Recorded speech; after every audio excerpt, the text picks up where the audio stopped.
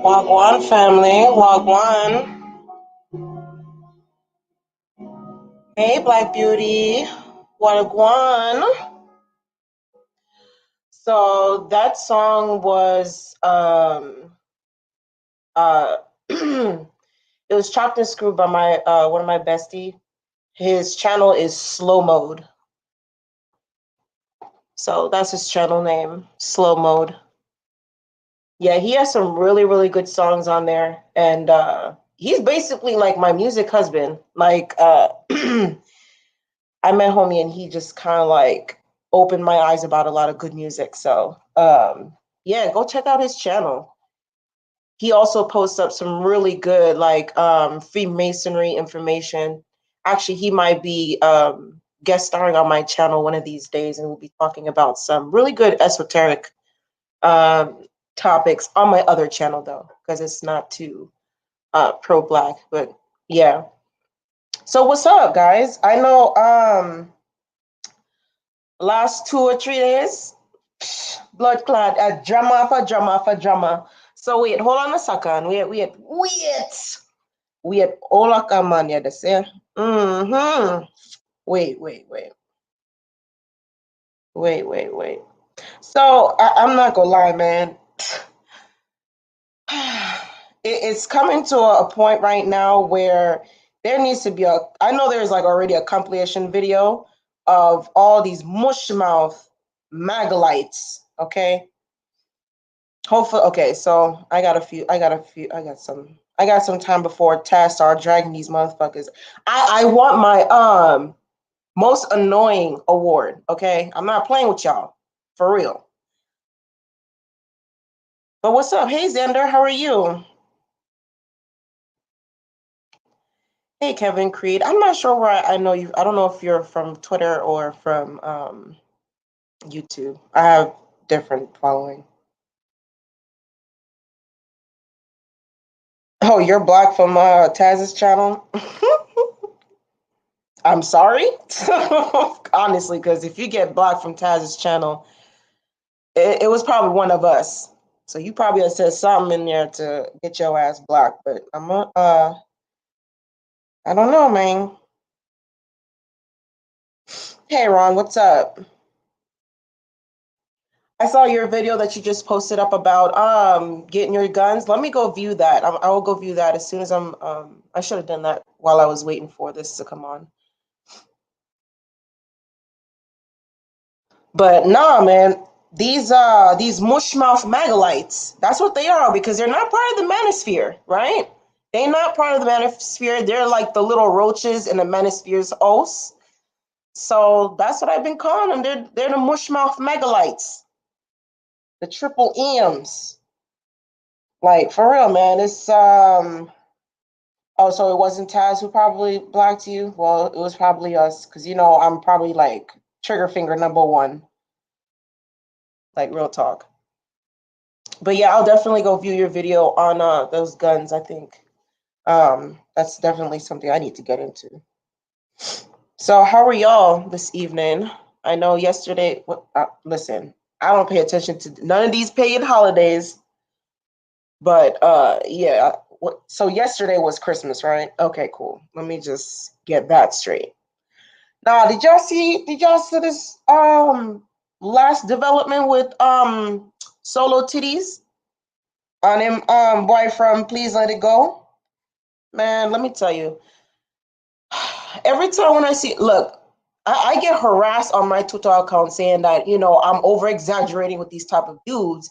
And when I tell them that no, I've met these type of motherfuckers in real life, they think that I'm lying.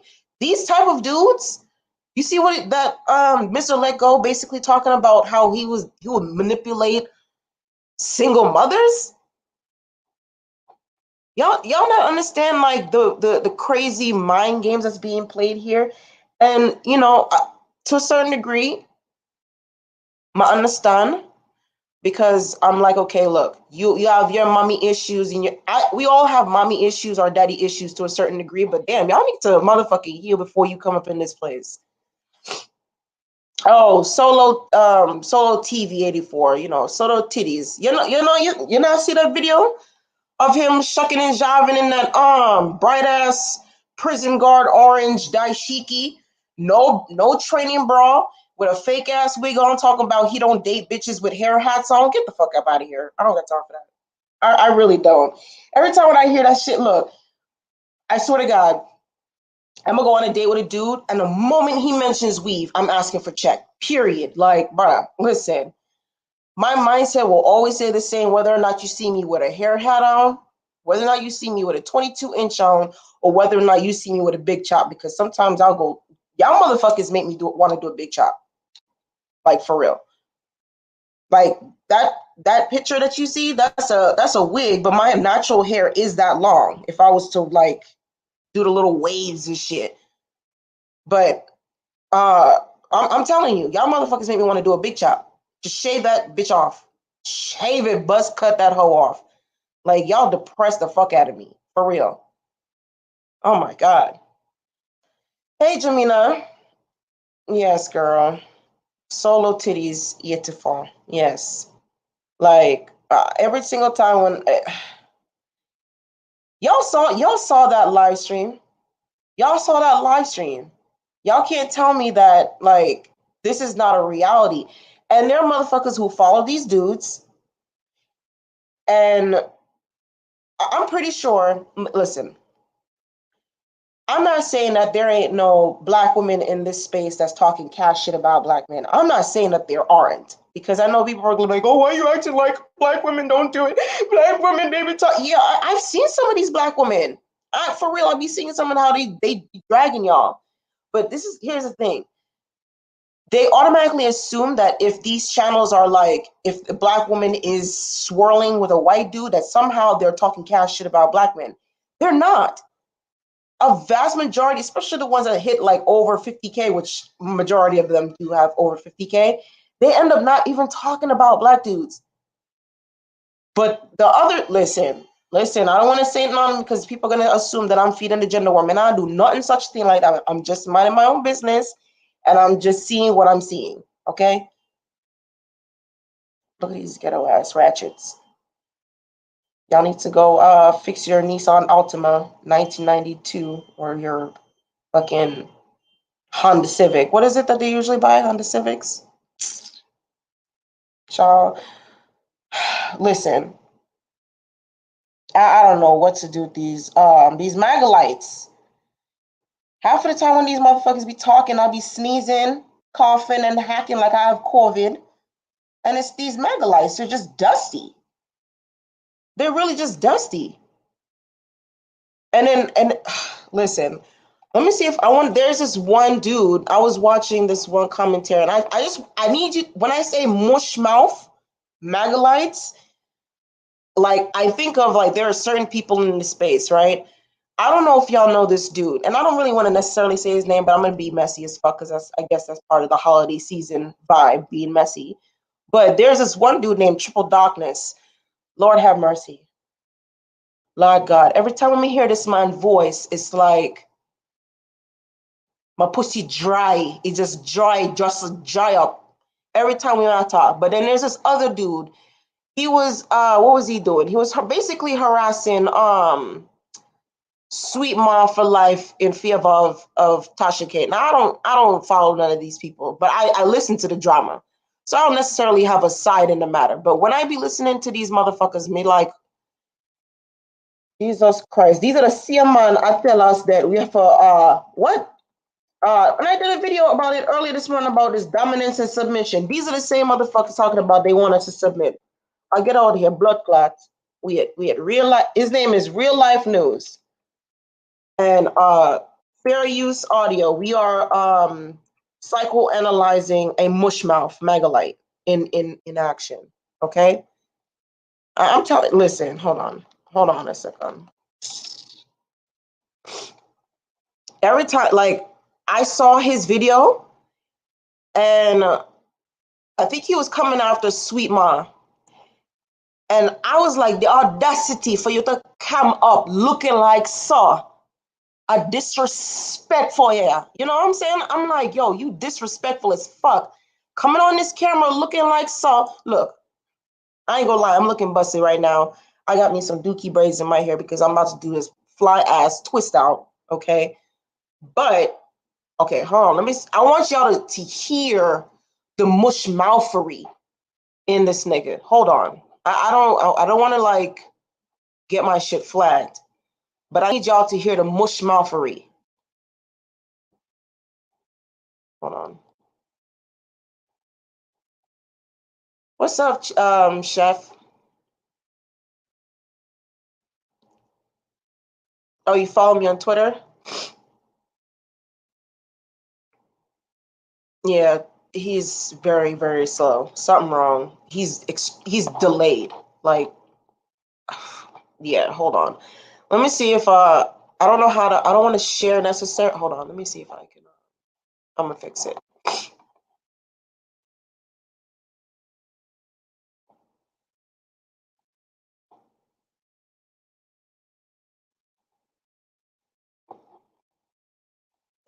Hold on a second, because I don't know how to use this thing.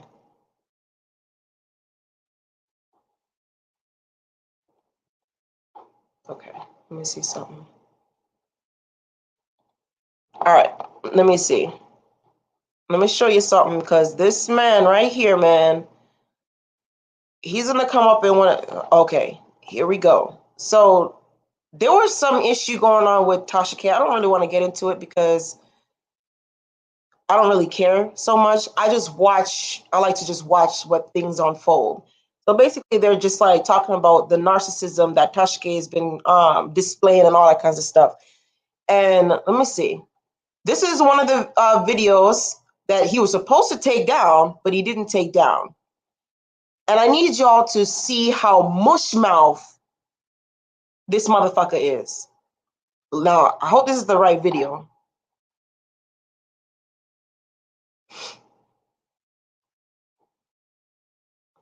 And I hope we can hear that. Let me see.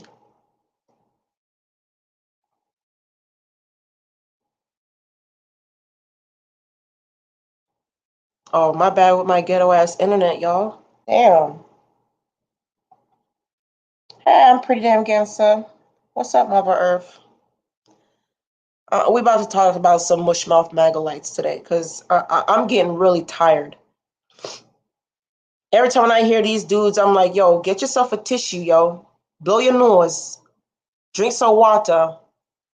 Humidify your throat. Like, are you gonna do anything? I don't know why this is not working, y'all. It's so ghetto. I apologize. What is that? The Metro PC of internet? I'm telling you, my shit ghetto. Man, this is so ghetto. I hate that.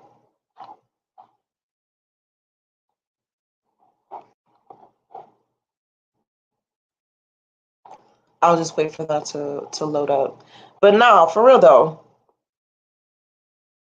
I don't even know if I should even drop down my link or whatever, because to be honest, I don't want to feel like I'm gonna be talking to myself. Honestly, I don't know what's going on. I'm so mad. Anyway, we'll always get to that some other time anyway, because I don't really care to be honest. But yeah, these mush mouths. Okay, hold on. Oh, I thought it was gonna reload. Anyway, I might just drop down the link. Hold on.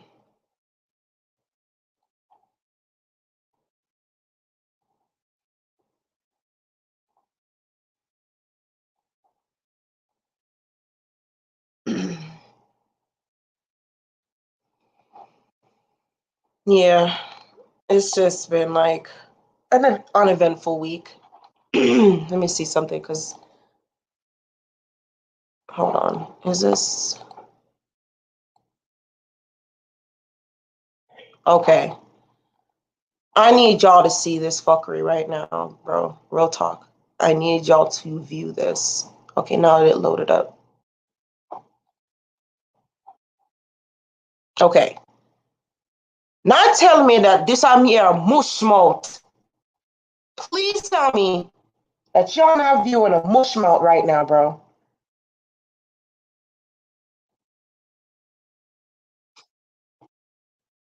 No, no, no.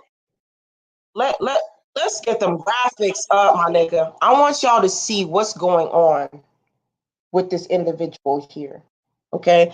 I want you to see in high def what the fuck is going on with these mush mouths. Okay? I saw this video and I said to myself, I was like, oh God, Lord of mercy, Jesus Christ in heaven. How do you create somebody like this when an ego this high? Let me take it down because I don't think y'all ready for the high def of the fuckery because it's disturbing. It's disturbing. It's disturbing. Real talk. Hold on 1 second. You know what? My ghetto ass internet again with this. I think it's trying to reload the high def of the. Oh, did y'all see the that last video that Task put up with that dude? And he was like mush mouthing in the corner. I, I think these dudes are brothers. I think these are dust my brothers. I think that's what they are because hold on, maybe if I was to pause it because that's how it loaded up faster. Yeah, so I put the link down if y'all want to come up or whatever. Or yeah, you can just leave me here to talk to myself. That's fine. But let me see. Let me see if it loaded up because I need y'all to view the mush mouth that I'm talking about. And for some odd reason, it's like they are coming up more and more. I see them on my Twitter. I see them. They're mainly on YouTube because on YouTube you have an opportunity to actually hear him out. He said Al Roker. Kind of like that, yeah. Yeah. They kind of like Al Roker lookalikes. It's with plaque buildup in the root of their. Oh, well, hold on. I just want to. Ooh, push down the nauseous feeling that I was getting in my throat. Just thinking of all the plaque makes me want to go brush my teeth. But girl, I'm pretty damn gangster. Y'all might see what's going on in that root camp. Lord have mercy. Every single time. Every time we're there. See, I don't know why this is not working.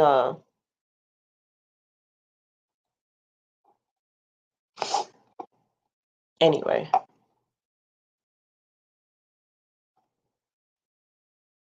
Y'all know I'm not really good at this live stream stuff, so y'all gotta bear with me. For real.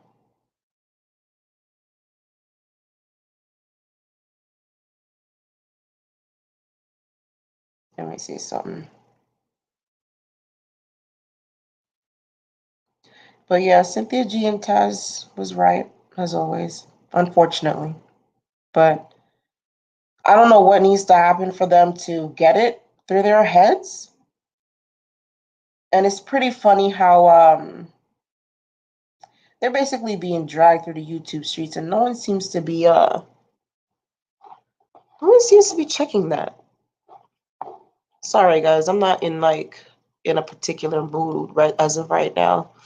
Okay, it's loaded, but I don't want to I want to make that shit load up so you can see it in its entire. It's just I just want to just throw up.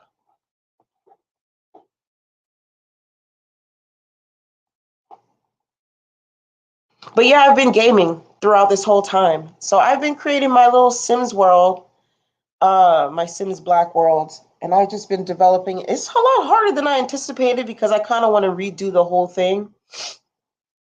But it's taken a lot longer than I anticipate.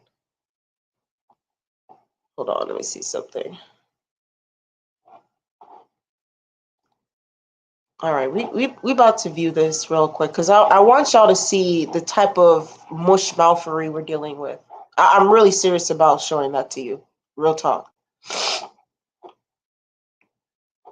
Let me see.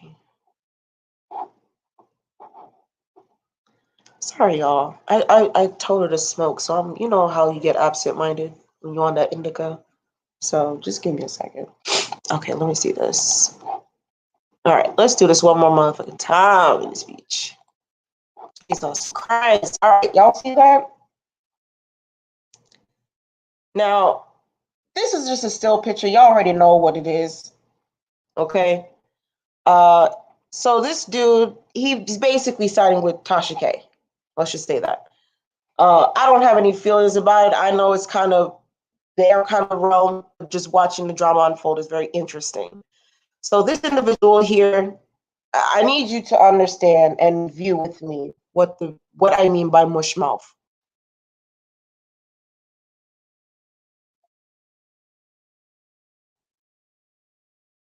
Can y'all hear that?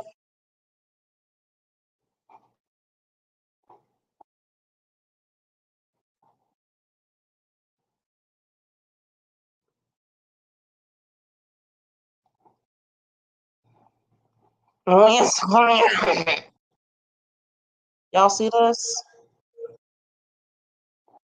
Ooh wee. Ooh wee.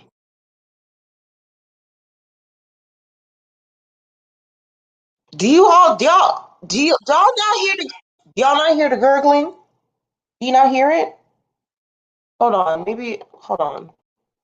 Hold on. So y'all can't hear that? Oh, there's no audio? Hold on.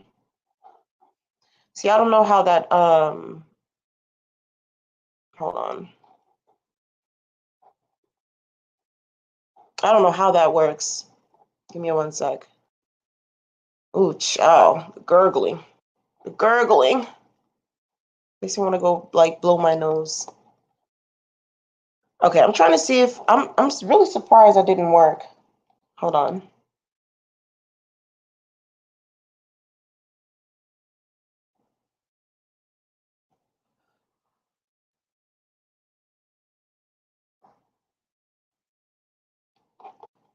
Hold on.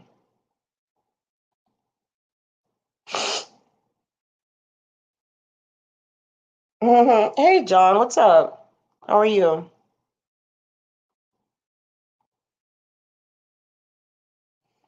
Oh, John, you need to. I was when I was letting you know about on Twitter is the shit that the drama that's be going on. Cause you be thinking that I be just randomly like encountering like um. Oh, here it is. I got it. I got it, Nichols. I got it, Nichols. All right, moody fuckers. So, may I tell you about the name? Yes. Moody. Yeah, I'm trying to create some music, y'all. So if y'all know how to make music and shit, y'all just let me know how to use virtual DJ. This dude right here, y'all look upon this now. I'm pretty sure y'all can hear it now. I see you on there with nasty whole lies and Jaguar right. Oh, hold on. Let's take it to the beginning of this shit, bro. I need you to understand the mushmouthery. Understand the mushmouthery. I don't know why it's loading now. Wasn't it not playing a second ago? You playing too much games. This is so embarrassing, y'all. Real talk. Oh, you can hear it loud and clear now? Okay, cool. So I just had to click that share audio button. I don't know why it's doing this, y'all. For real. This is hella embarrassing because I be paying moolah for this hoe. Y'all playing with me. Y'all playing with me. I'm playing with my display. Why you doing that? But yeah, oh, okay, hold on. Don't come up here with that fuckery, John. May I watch you? Yeah? May I watch you? Hold on.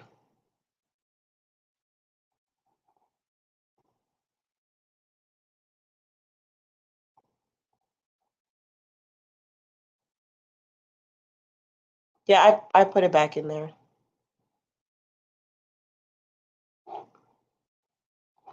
So yeah, John L is a Twitter follower. if y'all don't know who the brother is. Okay, so it's a finally load now. So may I show you? Hold on. All right, may I show you one more time? And I'm not gonna do anything. All right.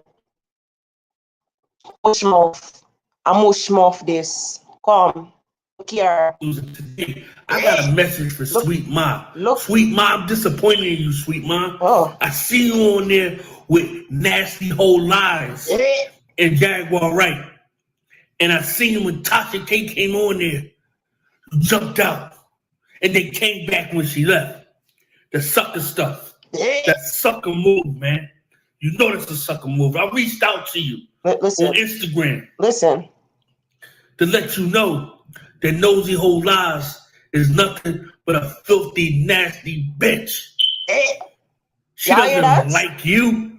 You're light skinned. Jesus Christ. She doesn't like light skinned people unless they're sucking that nasty twat. Sweet Ma, I had a lot of respect for you. But to see the way you behaved last night and to see the way you was dick riding Jaguar Right, it's fraudness. It's fraudness. Get on your game, baby girl. We all make mistakes. We all look at. Okay, hold on. That is oh God. I just want to just like blow my nose and drink some lemon tea because Jesus Christ, I flung that. I'm no course has that. This is brother Mucinex right here. Our brother Mucinex right that. Y'all got the drift. Y'all got the motherfucking drift. Bruh. Bruh. Girl. Girl. Girl. Hey, what's up?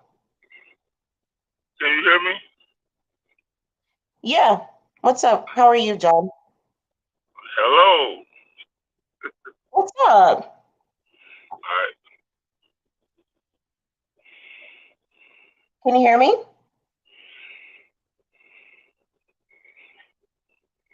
Can you hear me? Call back in. You probably just lagging or something.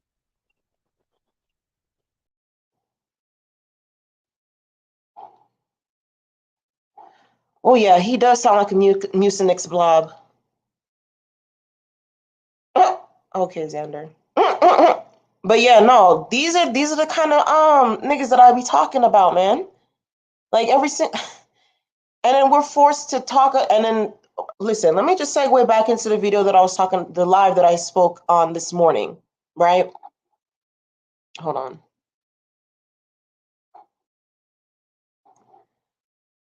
So I went on. I did a live earlier this morning on a tweet that I did regarding this submission and dominance topic, right? And I want to refer to it really quick because I think this is a conversation that we need to have. And when we don't put into context when it comes to history, we tend to be confused about it. So this Black woman, she tweeted earlier, I think it was like yesterday in the morning. She said, "Why Black people always arguing about dominance and submission in relationships?" And like I remember in a few other videos, even Marva Earth and I, we were talking about like how these like terminologies, it sounds like slavery basically, and to a certain degree, I think like Black people, the way we are dealing with our trauma is by reverting back to thinking that we have to think like our oppressors in order for us to get out of this situation. And that's not entirely so, because it's like, I feel that, okay, so for an example, like this dude that we were talking about earlier, this Mr. Let Go motherfucker, this dude he's saying that he's an attachment coach, but his way of dealing with attachment is a far extreme to what he had to deal with on dealing with his mom. And I think that's what we need to start understanding. The way of healing doesn't mean that we have to do the complete opposite, because sometimes the complete opposite is not truly the way to go.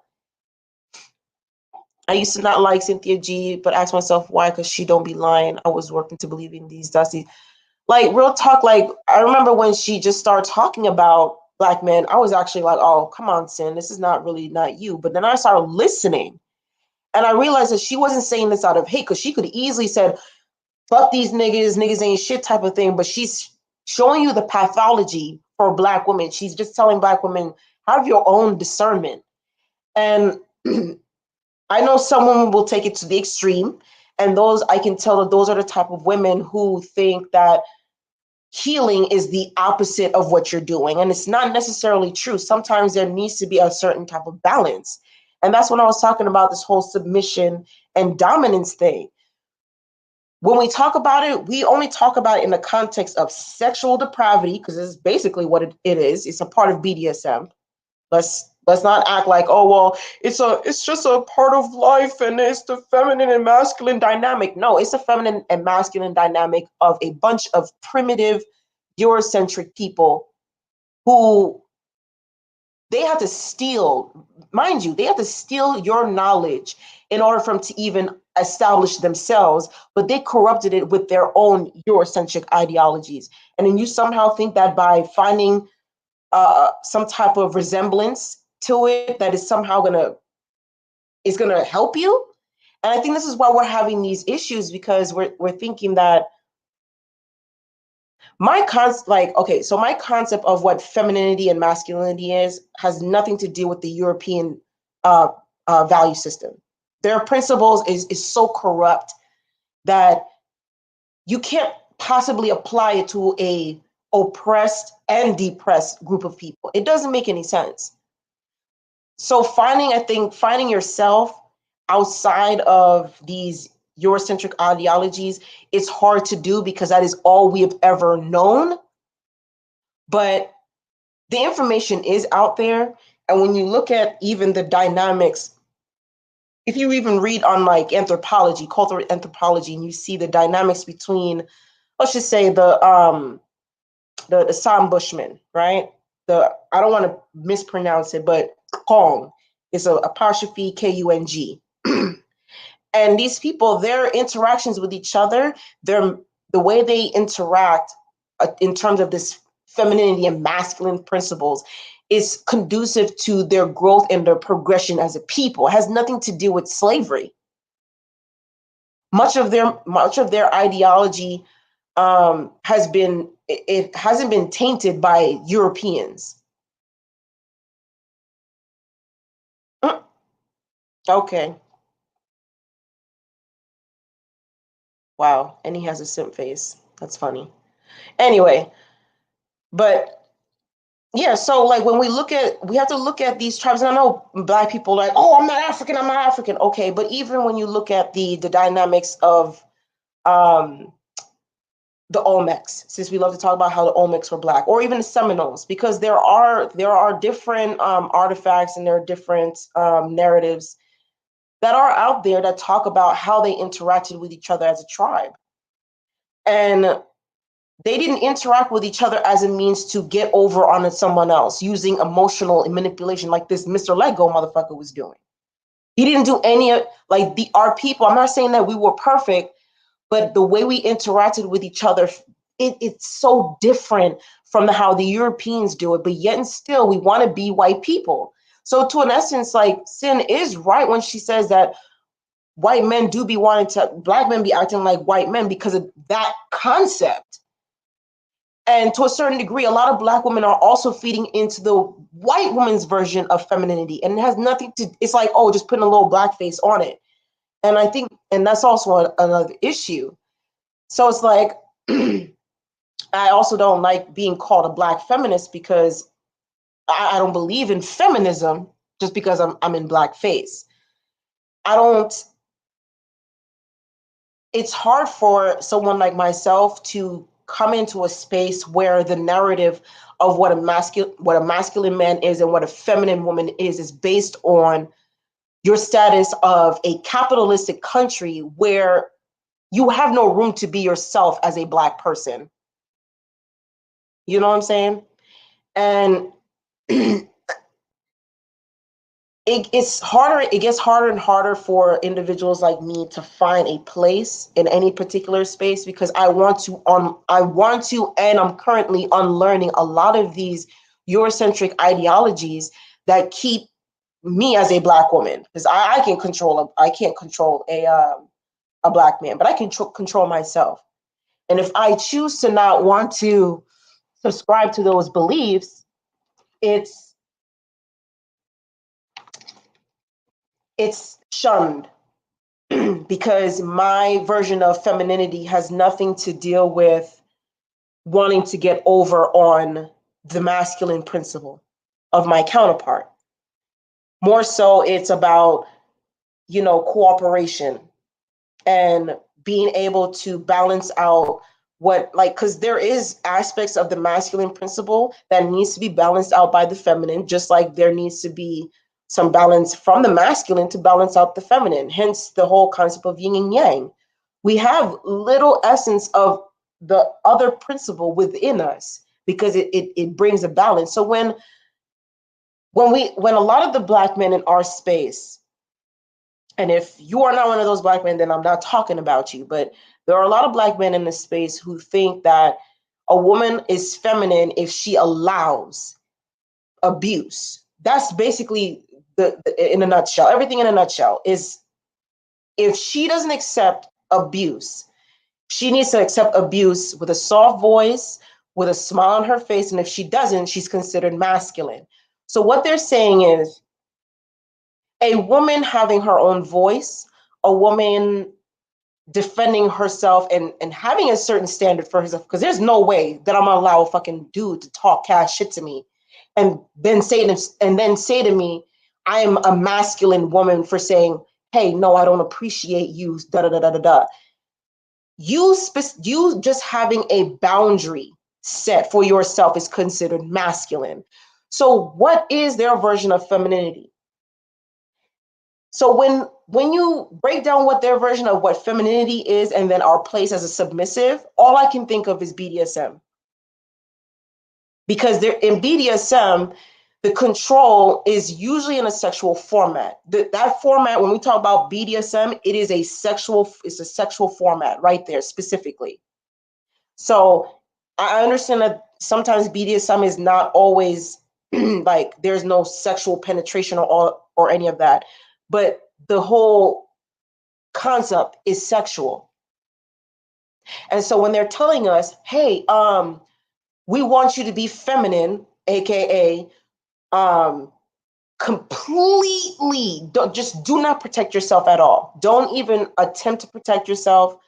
You're supposed to allow all types of abuse, verbal, physical, mental. If you don't, you're a feminazi. You are a black feminist if you oppose us abusing you. And on top of that, you need to be submissive, which again, their version of what submission is not the same as the true position of like this so-called familiar, like in a family setting. They're only talking about it in a sexual setting. And then they want to apply it saying, oh, it applies everywhere else. No, it doesn't. It doesn't. The submission of a woman in the bedroom has nothing to do with the submission of the woman in a relationship between her man and her position in the household. It has nothing to deal with what she does in the bedroom, because and this is exactly where the Eurocentric, like, depravity and the perversion comes into play. Notice this, when you look at even Greek or Roman history, their concepts of intimate relationships were highly homosexual. No shade to the gay community, but that's just what it is. That's the history. They had much of their interactions amongst each other mainly had to deal with on a sexual nature. So when we listen to our men say these things, and then we have our own black women complying using the same, oh yes, I'm submissive, and yeah, I do these housework, and it just sounds like glorified sexual slavery to me. That's all it sounds like, is glorified sexual slavery. And they said, well, if you are a glorified sexual slave, then I'll take good care of you. To what means to an end? So you're willing to literally oppressed. And I made that video earlier on this morning.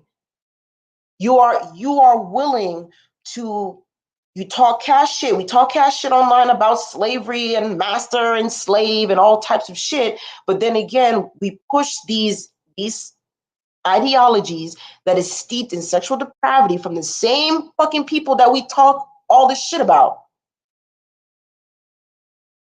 And then we put it on each other, and then we'll go online and we'll say, okay, well, if a black woman, if I'm calling her a bitch, hoe, slut, you stupid ass bitch, da da da da da, and if she makes a peep, she's considered masculine. I need y'all to like get that part. That is in essence what they're trying to say to us. They're trying to say, look, if you cannot dish any of the violence, the abuse, and this is not all of them, but these are the dudes who are talking so heavy about this submission and dominance thing. We have not healed to the point where now we're using the same tactics that was used to basically victimize us and make us hate each other as a means to rule each other. This master slave complex, this control over, this is like, it's like a control over cooperation power play. And I even was talking about, like, in contrast to white male patriarchy and black male patriarchy. My question was, are black men willing to pick up the white male patriarchy and then call it their own? If so, I don't want anything to do with that. And it has nothing to deal with the fact that I hate black men.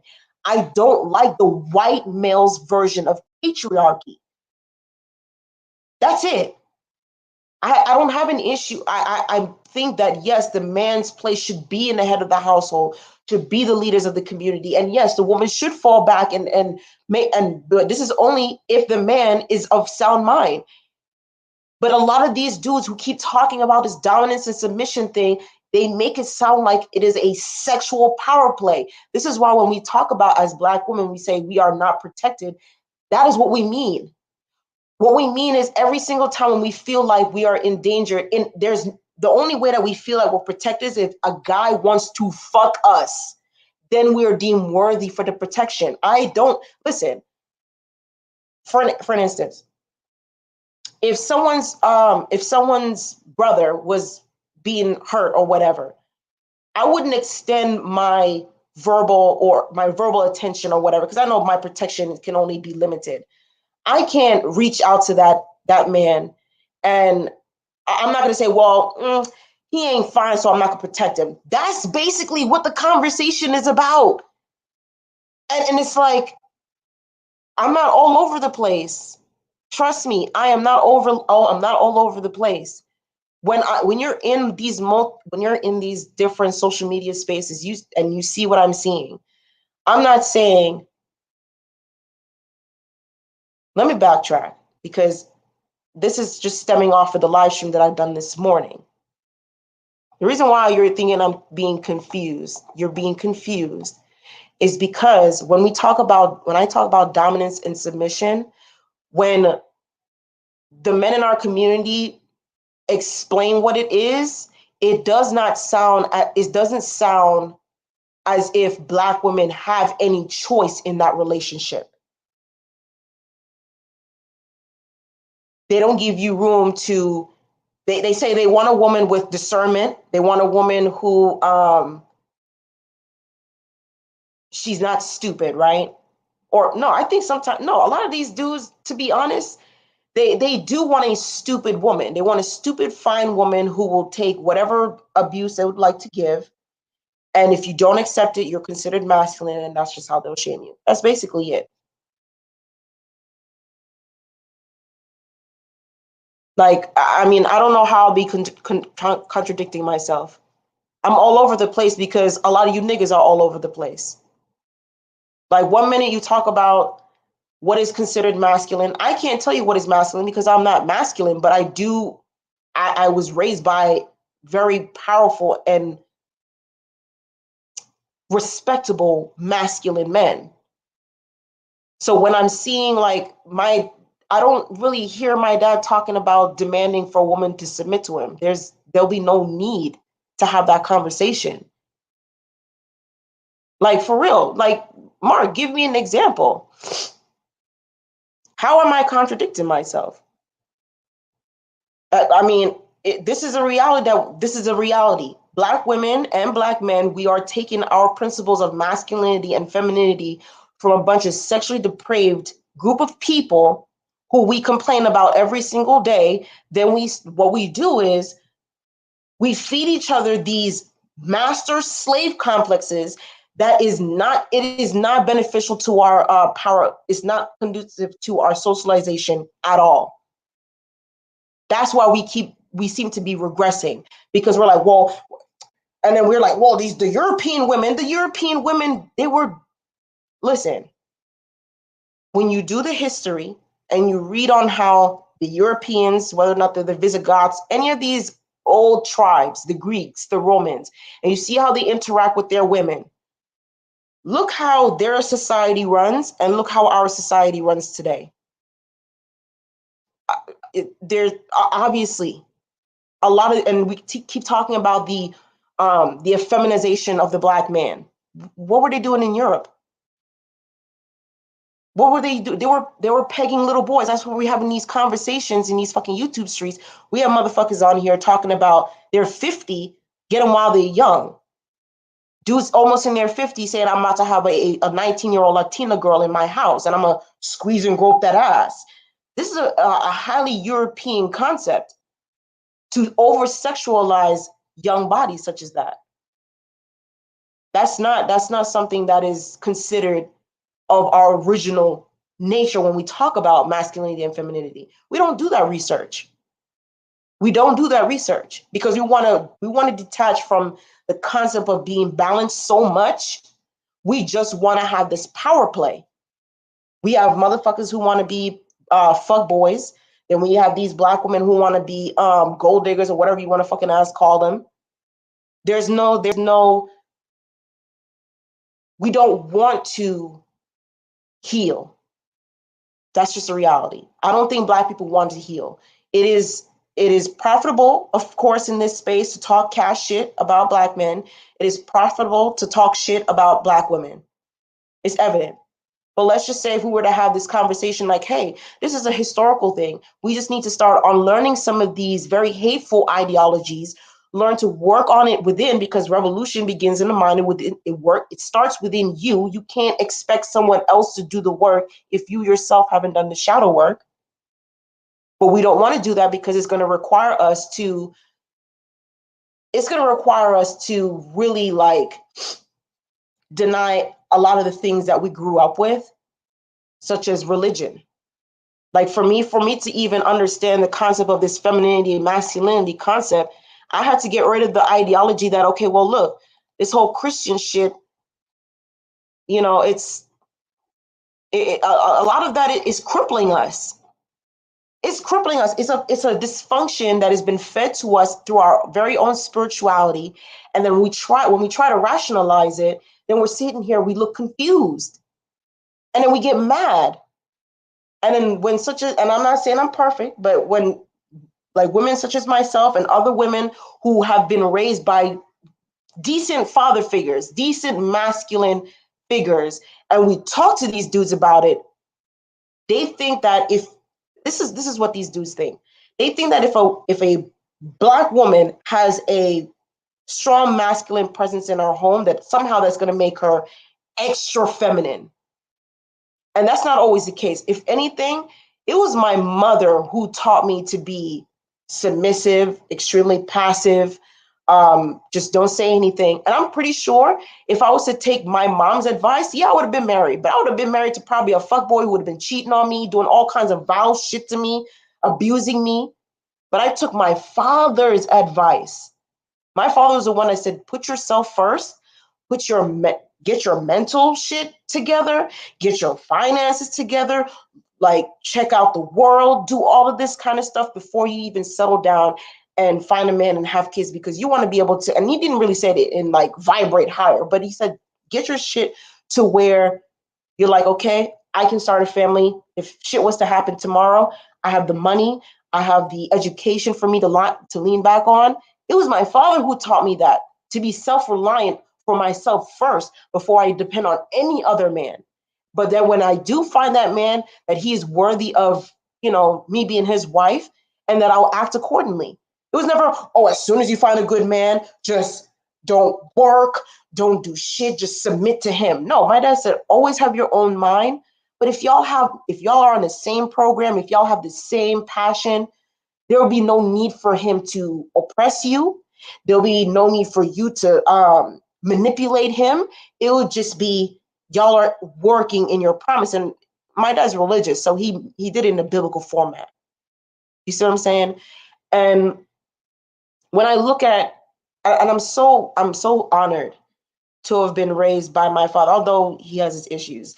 But there was a lot of things that he has said to me that if it wasn't for my dad, if it wasn't for my father's guidance, I would have been married to a no good ass nigga. I'm thankful every day as I come online and I see this type of shit online. I'm thankful that every day, okay, look, yeah, I'm 25, yeah, I'm 29, I don't have kids and I'm not married, but I know that with this patience and me working on myself, doing the shadow work, doing the necessary, really going to therapy. You know what I'm saying? Because therapy, I didn't realize that therapy worked until I went to therapy. A lot of this realization came from just being in therapy. And it helped me realize that there's only a certain things that you can control and change. And I realized that Mr. Let Go, I know he has these issues as well, his mommy or daddy issues or whatever.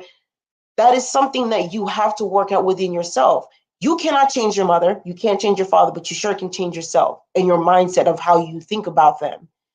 And I choose to praise my father rather than some of these Black women who probably, oh, my daddy ain't shit. Da, da, da. My dad has done some questionable things as well. But to be honest, the person who I am today, I am who I am based on both of those experiences, both bad and good. And rather than come out of this being bitter, I am thankful for who my father is, because I realized that if it wasn't for his generational curses or his traumas, that I wouldn't be able to recognize my own. And that I'm blessed to be able to start doing the shadow work before I bring new life into this world, before I partner up with somebody, and I don't want him to carry my emotional baggages. So like a lot of dudes will shame you for being 29 and single with no kids, not realizing that there are a lot of women who are like me who understand that you can't change a man. There's nothing. I learned the hard way with my last relationship that you can be perfect, but that man can still be insecure in himself, and you can't change that, but you can change yourself. And so, like with this journey, rather than being bitter, I've decided to become better. And I try to use like, I don't know a lot of people, I know a lot of people don't like sin, but what sin does is what my dad does. He will tell you the fucking truth, and he's not going to filter it using a specific tone. He's going to tell you for what it is. If you don't like it, it is what it is. But in due time, the truth is the truth. The truth doesn't have a tone. It doesn't have, like, for an example, that's why these dudes can't say that Cynthia G is masculine, because when she delivers her message, she says it with a cute little voice and yes, and da da da da da da in a little high pitched voice. But the words of what she's saying, they don't like it because they know it hits them. And for me, I was blessed with a father who was extremely militant. So when it came to the whole speaking direct and taking, constructive criticism when it's given, I know how to take that. That's why when some dudes be talking shit to me, I can listen, because I'm already used to that kind of shit. But then it comes to a point where when I'm looking at the type of person that you are, and I don't really give a fuck about your opinion, and that's why I push back. It's not masculine. I just don't find that you are the appropriate. You're not the appropriate vessel to tell me those type of shit like that. And it's funny, Black Beauty. I don't consider myself a daddy's girl. I really don't. I love my dad a lot, and I was his firstborn, and it was just me and him for about 16 years. But to be honest, I don't think I'm a daddy's girl, and I don't think I'm a mama's girl either. I don't know why. Yeah, I get shamed for it. It's funny. So women get shamed for having multiple children and or one kid and no husband. And then women such as myself, I've had a dude, what's his name? Labussy. Go on my motherfucking email talking about, well, you're Jamaican, so I know you're high maintenance and y'all are just so aggressive and so loud and shit like that. But yet and still I see your so-called red pill kin, your your sissy bum niggas want to fly to Jamaica. Like, I don't understand. Like, what y'all talking about?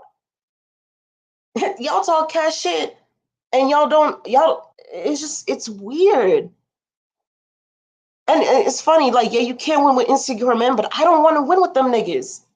I don't. Like, after my last ex and realized that, look, I'm not saying that my shit don't stink, but I've been eating my fiber and fruits and water, so my shit don't stink as much as his fucking shit stink.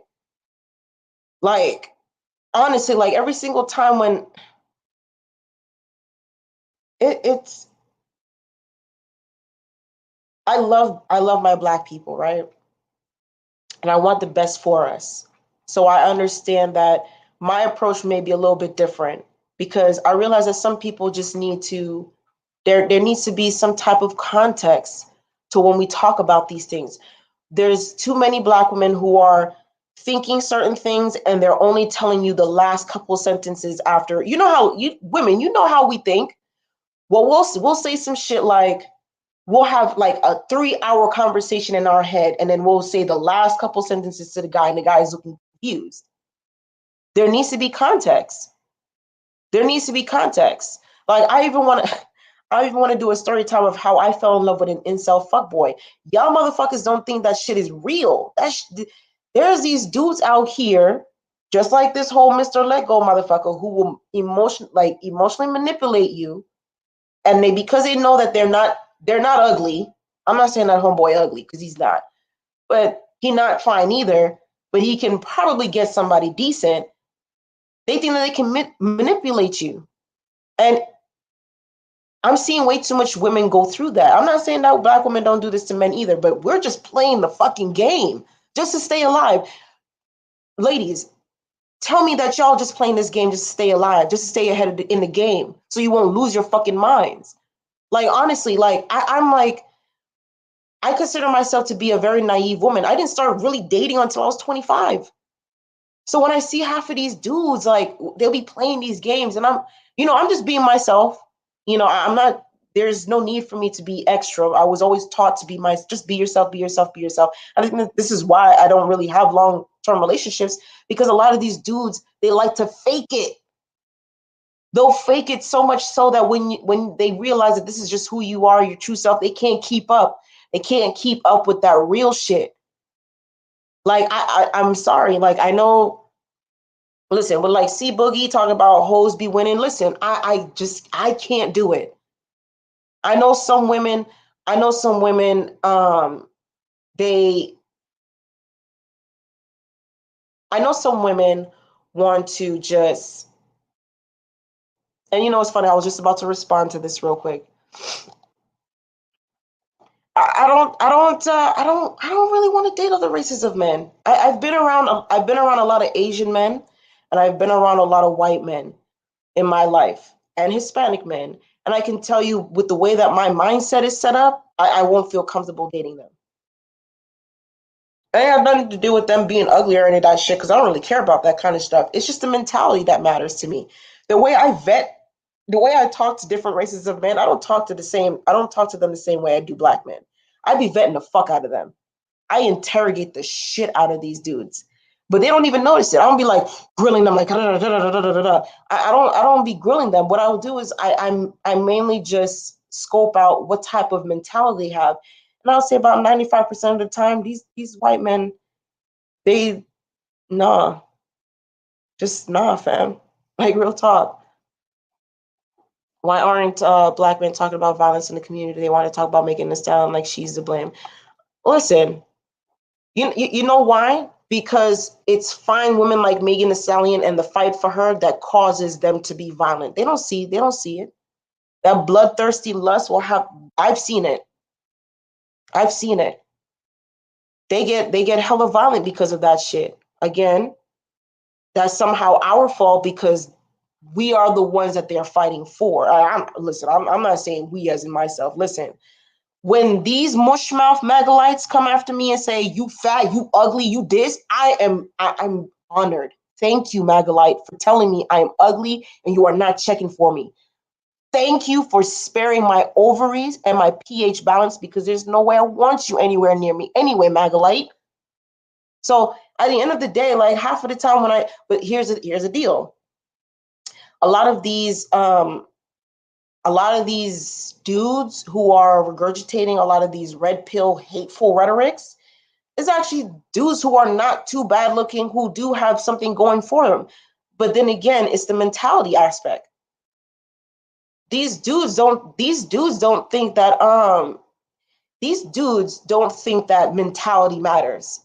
This is why I made a video earlier on, like I don't remember, like last month, but what is considered a high value man.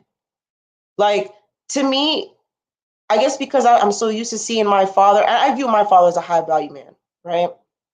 In my what I deem as a high value man. My dad, I would consider him lucrative wise. He's a 7-figure nigga. But my dad, he looks like he wears like pants from like 1997. He still wears shirts from when I was a kid.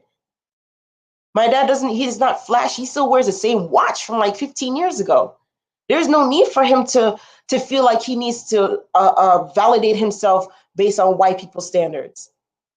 Now, listen, I'm really just telling y'all the positive aspects of who he is. But what I can say is that my father has never raised in me to see a high value man as someone who is full of possessions, materialism.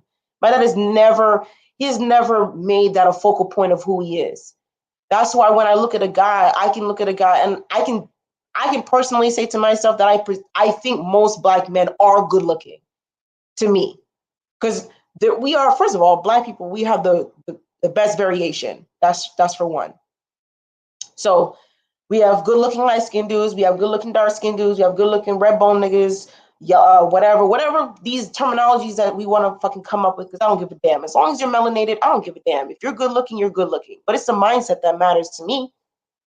It's the mindset and how you carry yourself in society. I don't give a damn. First of all, I don't go after niggas who wear Gucci belts. I don't go after dudes who wear ripped pants and it's all the way up to your navel and it's choking your ball sack and your dingling. I don't date dudes like that. I don't mind the guy who wears a polo shirt and the regular ass jeans and the regular shoes, whatever regular shoes y'all motherfuckers think that is. Because motherfuckers be thinking, oh my God, he needs to be drip drip, and I don't care about that. What is your mentality? Like, okay, this is what I be thinking. Okay, you find as hell, you need to have the basics. Me being a black woman with my own place, my own car, a job, and all that kind of stuff, is I require that of you as well. I'm not saying you need to be a 6-figure nigga, but at least you need to be able to take care of yourself, at least. But when I'm talking to a dude, I'm not talking about, the kind of money he got. I'm thinking about, what is your relationship like with your father? What is your relationship like with your mom? Is your father in your life? Is your mom in your life? How many brothers do you have? What is your relationship with your brothers? Who are your brothers married to? Are they black women? Do you like children? How many children do you want? How are you going to raise your kids? Do we even have these conversations anymore? Is this probably why I'm single? Because I actually fucking ask these questions and niggas don't know the fucking answer to them? Because that's how I feel. That's how I fucking feel. And I feel like, okay, these motherfuckers you bitches need to have standards. Okay, I have standards, but you motherfuckers don't seem to have a standard for yourself. So I'm confused here.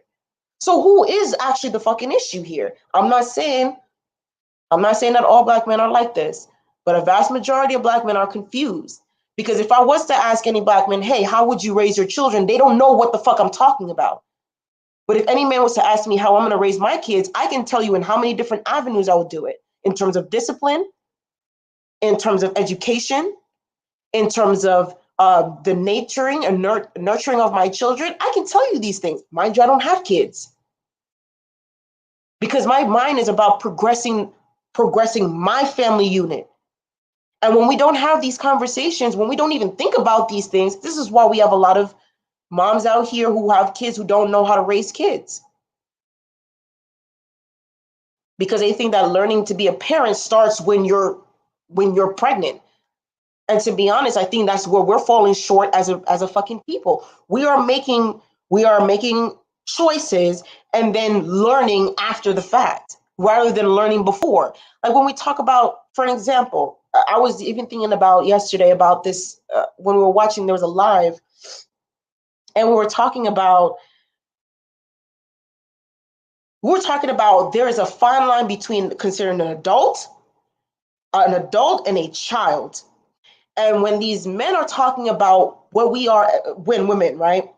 We become a woman as soon as we have our period. Bitch, I was not no damn woman at 12 years old. Bitch, I was playing Pokemon. I was playing Pokemon and playing Nintendo 64.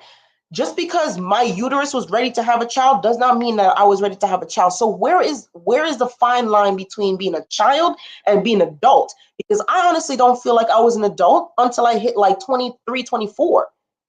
When I decided to like, okay, well, I'm going to take responsibility of all of my bills. Because I know some people like start paying their own bills at 17. I'm glad I had a decent enough childhood to prolong my childhood till I did.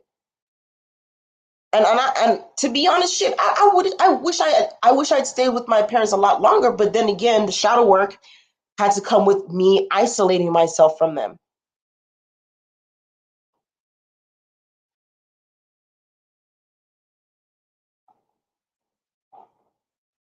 Nah, for real, Monica. For real. Like, and the reason, like, and these questions that I was coming up with happened when I was much younger, because I saw how my mom dealt with my father. Their relationship was very rocky. Like this conversation that they keep talking about, the child support and the fighting and the all of that, I experienced that. I didn't have the greatest childhood on the fucking planet like these motherfuckers think. They think that, oh, if you're not ADOS, then you don't have the same experience. Y'all act like we don't have dysfunctional families in the West Indies, and we do. You know, there are people who kill each other and just, hide you in a bush in a yard somewhere.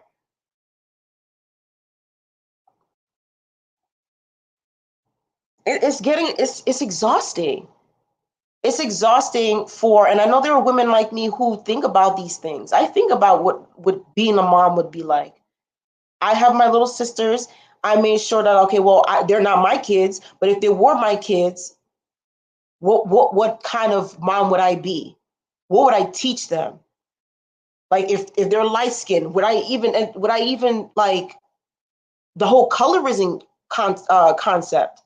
Would I even educate and it's a scary thought to me, because it makes me feel like, why do I have to teach my children to adapt to trauma? Why can't we do the shadow work before we have our kids? Why don't we do the shadow work before we get with a man or a woman who's just going to add their burdens on top of mine? The work has to be done. And I don't like the fact that so few of us, so few men and so few Black women are actually doing the shadow work and see the dysfunction within themselves and whether or not they want to truly build. I want to build. Like, I don't even know if y'all know, but and don't forget, y'all, to like and subscribe to this channel. I want to really be talking about, I don't like talking about relationships. I like to talk about building. You see what I'm saying? So when I talk about relationships, I'm talking about building, like rewiring the mindset to not be so fucking hateful, but at least be progressive in our solutions. Like, for example, like this divest topic that we keep having. At first, I didn't really necessarily like this word divest, but when we think about in the context in which, I was seeing that Sin and Nyla was talking about, I think there needs to be a cultural mix. You know what I'm saying? Like, there is a different ideology in the West Indian culture than there is in African American. Not necessarily better, but there's different things that you can learn that it's like, being raised as a West Indian, but living amongst Black Americans, you see that there is a cultural distinction and that we have both suffered some really traumatic shit. And for some of us, like, we think that from our healing comes with, as I was saying before, going the complete opposite route as it means to, it's not a solution to that. I agree. I agree. And I think this is, even my dad was saying this, travel. I lived in London and I've met different types of the Black men up there. I'm not saying that they're all great and stuff, but their mentality is different up there as well. And it's like, I think we have to take in account of the history that we've all been raised under. We can't say that because the ADOS experienced one thing that the rest of the world didn't. We were all impacted by white supremacy in one shape or form. We just applied our culture to it differently. The Haitians are different, and they're different from the Jamaicans. We're 100 miles from each other?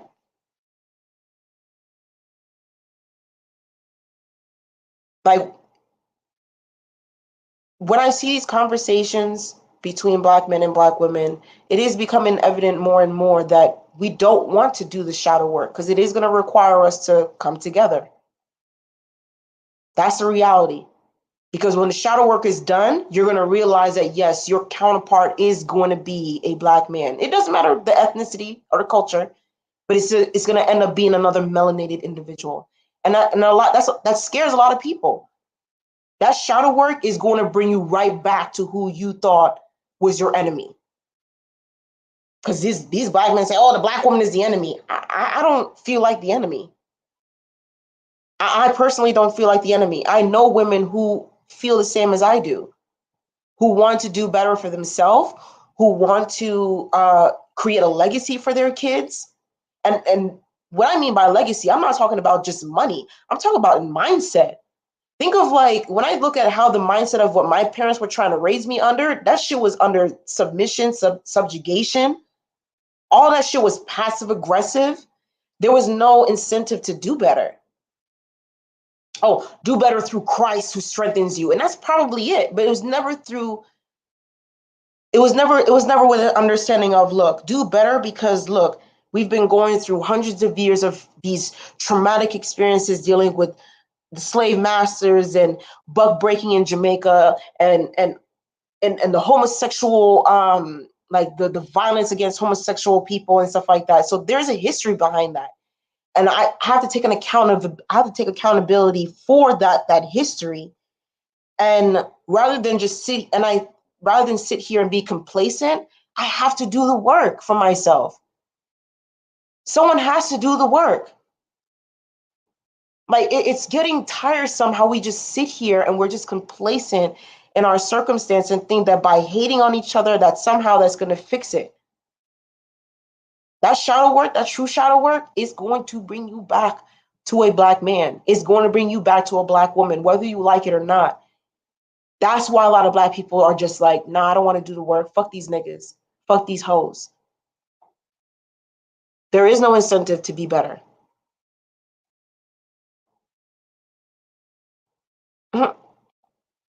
Well, you got the same thing on the other side. Everyone has issues and imperfections. I don't look at color, I look at character, I look at loyalty, people who accept me for me. That's true. Now, I want people to accept me for me, but then also love me enough to that when I'm out of line, you check me. You see what I'm saying? Like, I also don't like when we kiss ass each other, and then are we ever going to be able to take, like, constructive criticism? Because if I love you, I'm going to most likely, if I love you and I check you, that is because I love you. If I don't love you and you're doing something foul, you're foul, and I'm not checking you, I don't love you. That's it. Like, real talk. Don't forget to like and subscribe, y'all, if you haven't already. Yeah, we're about to get to 1,000, and I have two other channels My Samurai, which is like my non-pro black content. I'll be doing more like esoteric type of topic over there. And my woke y'all gaming. I was actually recording some gameplay earlier. I keep saying that and I never actually post it, but I'd be scared. But yeah, don't forget to go over there and like those channels as well. I also did a live stream earlier this morning about the dominance and submission topic. So definitely go ahead and see that. It's an hour, it's not too long. Because I'll be going off.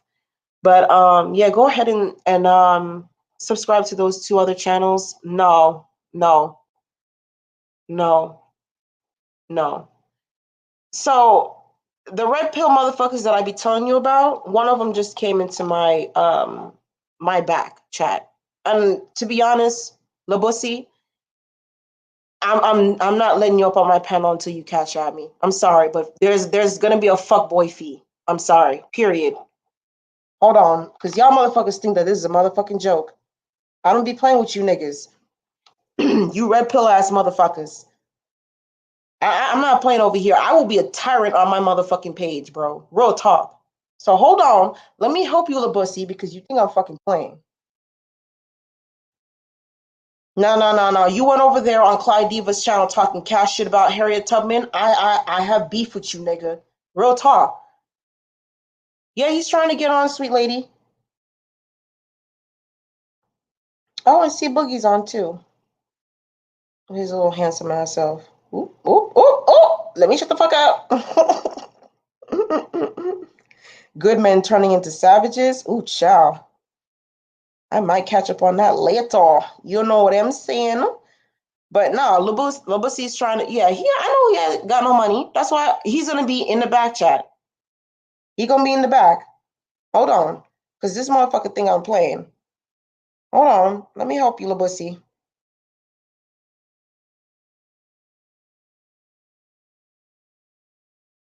Mm-mm, mm-mm, mm-mm. What you need to do is you need to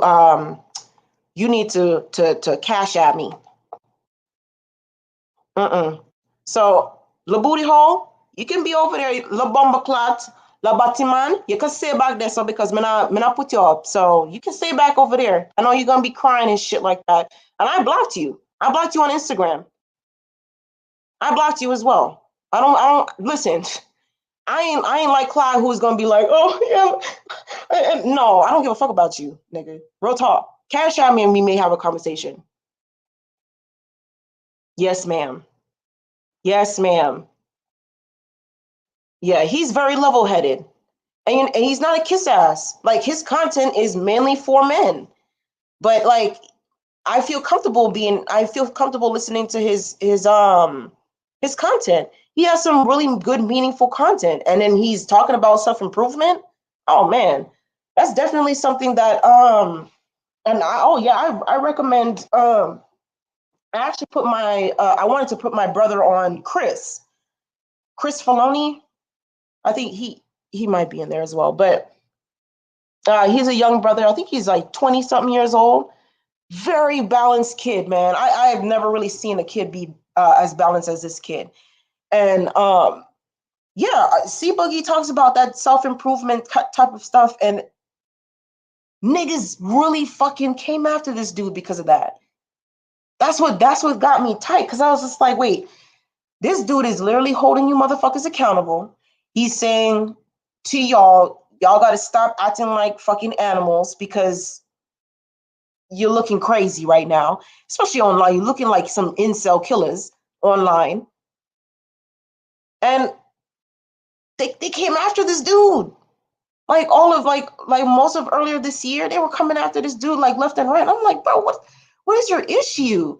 And that's what I was saying. Like black people, we don't like we don't like a redemption story. That's what it is. Marva Earth. I'm surprised you haven't checked him out.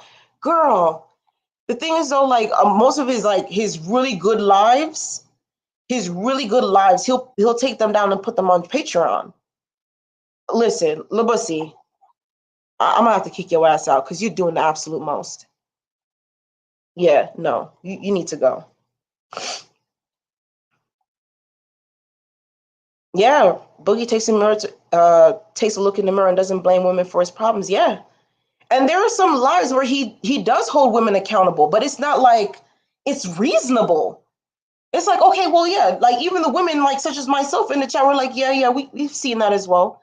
And it's not the matter of we caping or some shit. We've seen it. We've seen that shit. So he's very balanced. That is, I think that's what a lot of women like. We don't like a dude who's kissing our ass every 5 seconds. And we also don't like to he said, oh yeah, Gazelle, 14. I don't know why did I put 91, child. Did I? Is it child, listen. Oh, it's 14, child. Let me stop. Let me stop. Y'all done probably said, let me change that. Hold on real quick. But yes. But no, and it helps that he's good looking. That's the thing. It does help that he's a good looking dude. Because I mean, even if he was not so good looking, I would be like, okay, look, a brother, he not too good looking, but he's taking accountability for his actions. All right, cool. It's just love a man who takes accountability. I don't think y'all understand how attractive that is. And we're not saying you should place all blame on yourself. No one is saying that. We're not saying that. What I'm saying is we like when a motherfucker thinks that not everything is a fucking woman's fault. Because not everything is a fucking woman's fault. Yes, Labusi was in the back chat. Yeah. Yeah, I don't like this nigga. He getting on my last nerve. Hold on. Cause he be playing these games. But yes, Abusi Manat. I don't know why I'm of course you talking about low value women. And you put a fat white woman. Thank you. Lord have mercy. But no, it's dudes like that we like to listen to. And so, like, I hope that that's some good pointers for some of these Magglites. We're not saying that you gotta be fine as hell. You know what I'm saying? We're not saying that. But there comes a point where you have to take accountability for your actions. And yeah, there is none for some of y'all. And blaming women is easy. I don't blame a lot of my issues on men. I blame me not knowing how to. I blame myself for not putting myself out there to know men. But that was a fault of my own. Really, I thought Bussy meant you were transgender. Oh Lord, were you? Did you just wake up and born yesterday? You born yesterday, babes? Jesus Christ, I remedial that. Well, that's why your name is Sim. But you're a harmless troll, so I'll let you live. I'll let you live. No, Labussy's not in the back. He's not in the back anymore. I kicked him off. No, he needs to cash out me. He needs to cash out me. Then we'll have a conversation. Until then, we're good.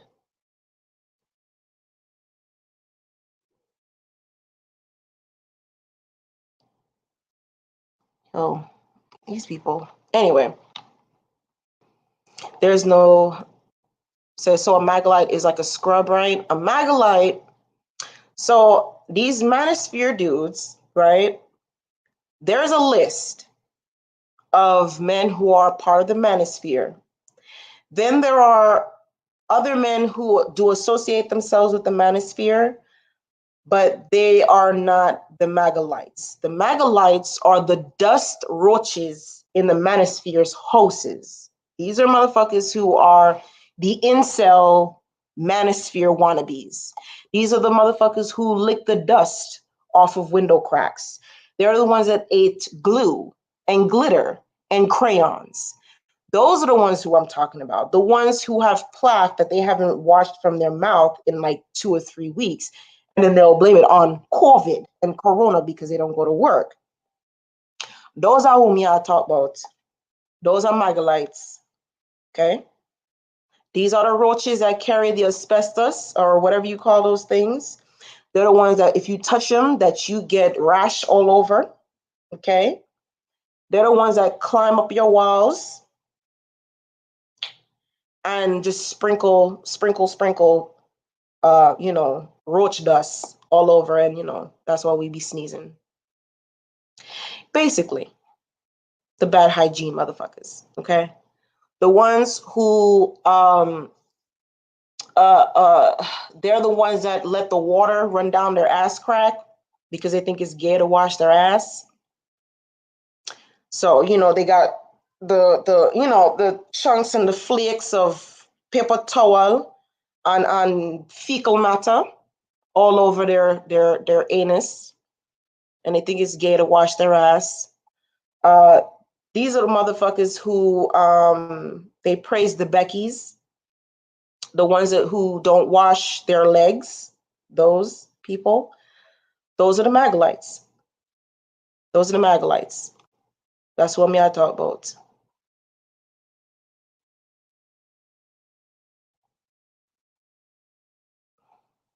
Not even close. It's some term get black gay men who made. Listen. No, real talk. The Beckys can have them. That's fine. That's what I be saying. Like, listen, if it's an ugly dude talking about white women, I actually encourage it. Yes, sir. Please wash out your blackness. Me not care about him. Me not care about him. Go on. Go on. Oh, you make money too? Give her the money. Give her the money. That's fine. That's cool. Like real talk. I don't get mad. The only time I actually get upset is if it was actually a decent looking brother who actually does have something going for him, and I'm like, man, that's a waste of melanin. But other than that, I care about him. Like, go Magalite. Listen, all I want all of the dusty Maggles, all of the dusty Magalites, all of the roach them, the dusty rats. I want all of them. Please get yourself a Maria, get yourself a Ling Ling, get yourself a Becky. Listen. That's the only time I will condone interracial. Go ahead, go on, go over there. That's fine. Leave all of the pro-black who loves their black women. Leave them over on this side. Y'all can segregate. This is what I be talking about. Like, bro, I have no issue with segregating. If you're a black man and you don't think that you will be beneficial with having black children with a black woman, okay, bye. Same with the black woman. Black woman, if you want to get yourself a trailer trash Bradley, that's fine. Go. People like who want to progress and actually have beautiful, loving black children who love their blackness, we can go somewhere else. We can do something else. Like for real. Like I don't think that this should be harder than what it looks. I think when we have this conversation, like this pro-black thing, being pro-black doesn't mean I should like you because you're black. I fuck with you if your mind is progressive for the black movement. If you believe that black children are our future, not children coming from the ball sack of a white man or a womb of a white woman. I'm not talking about that. I'm not talking about that. And even if you do decide to have a child out of your race and you want to come, I don't want to say necessarily come back or whatever, but there needs to be a certain type of sacrifice. I mean, going for this whole progressive movement that we're doing, it's going to require some sacrifice. We can't just be sitting here and thinking that, okay, look, I'm just going to create whatever and we're just going to see how it goes. No, this thing that we're doing, this thing that I'm trying to do for myself, it requires preparation. It requires preparation of the mind. And I think when we come to that point of seriousness and not taking this for like the narratives at what it is, because people think that, oh, it's narratives. No, the reality is this: there are a lot of black women who hate black men. There are a lot of black men who hate black women. Some of those people don't ever want to change. Some of those people are truly hurt And some of those people want to like actually like they want to heal from that hurt. Those are people that need to stand forward and accept that they have to do the shadow work. There is going to have to be a time where you have to take accountability for your actions. It is what it is. And then also at the same time that if we're going to come together, then we're going to have to start realizing that it's going to take some time.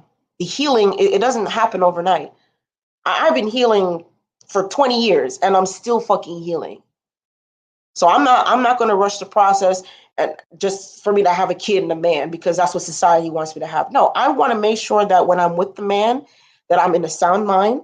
I want to make sure that when I have my children, that I am not suffering from any generational traumas or curses that my mom has said on me, because she has. There are some things that my mom has said on me that I'm still working on to this day. Same with my father. I'll be damned to bring my child into this world, into this universe, knowing that I still have a lot of work to do, that I'm not ready for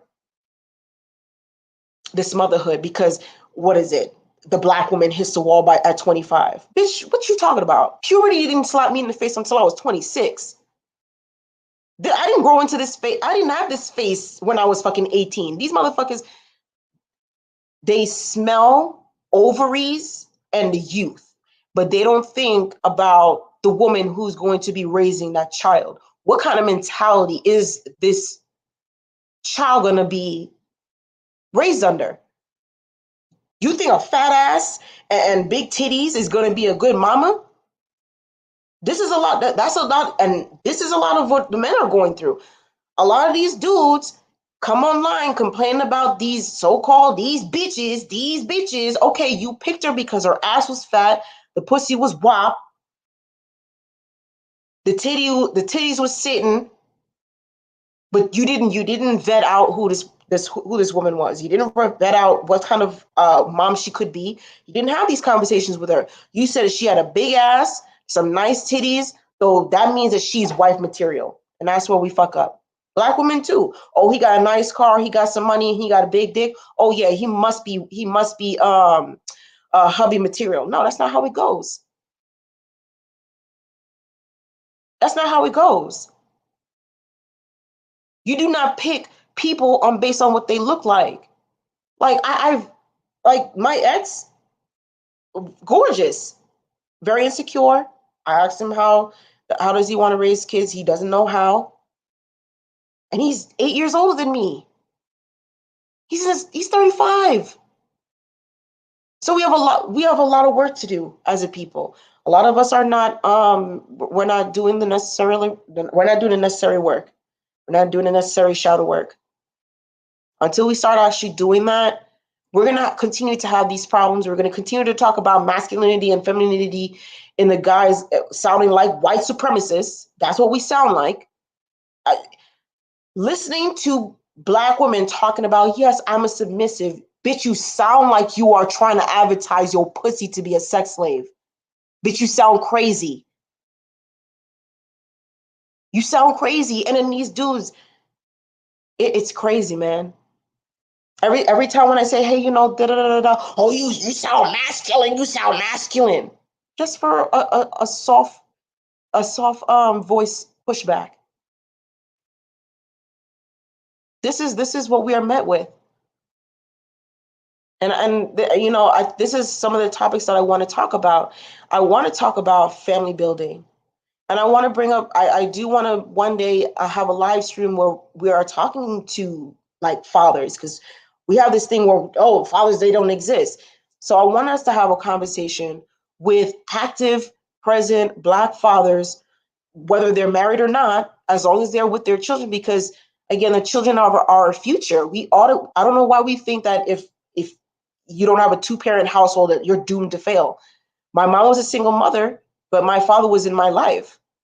I'm not saying I wish they were together, but as I grew up and I realized that they were two completely different people and their personalities didn't mix, I had to understand that some people's energies just don't match. But you had a kid to come out of it. And so I think we need to learn how to make ways of how we deal with each other. We need to learn how to, and that's what I wanted to do in my Sims game, because in my Sims game, I wanted to make it a visual of all of these different family dynamics, because I was actually writing it down as I was listening to the live earlier from Taz.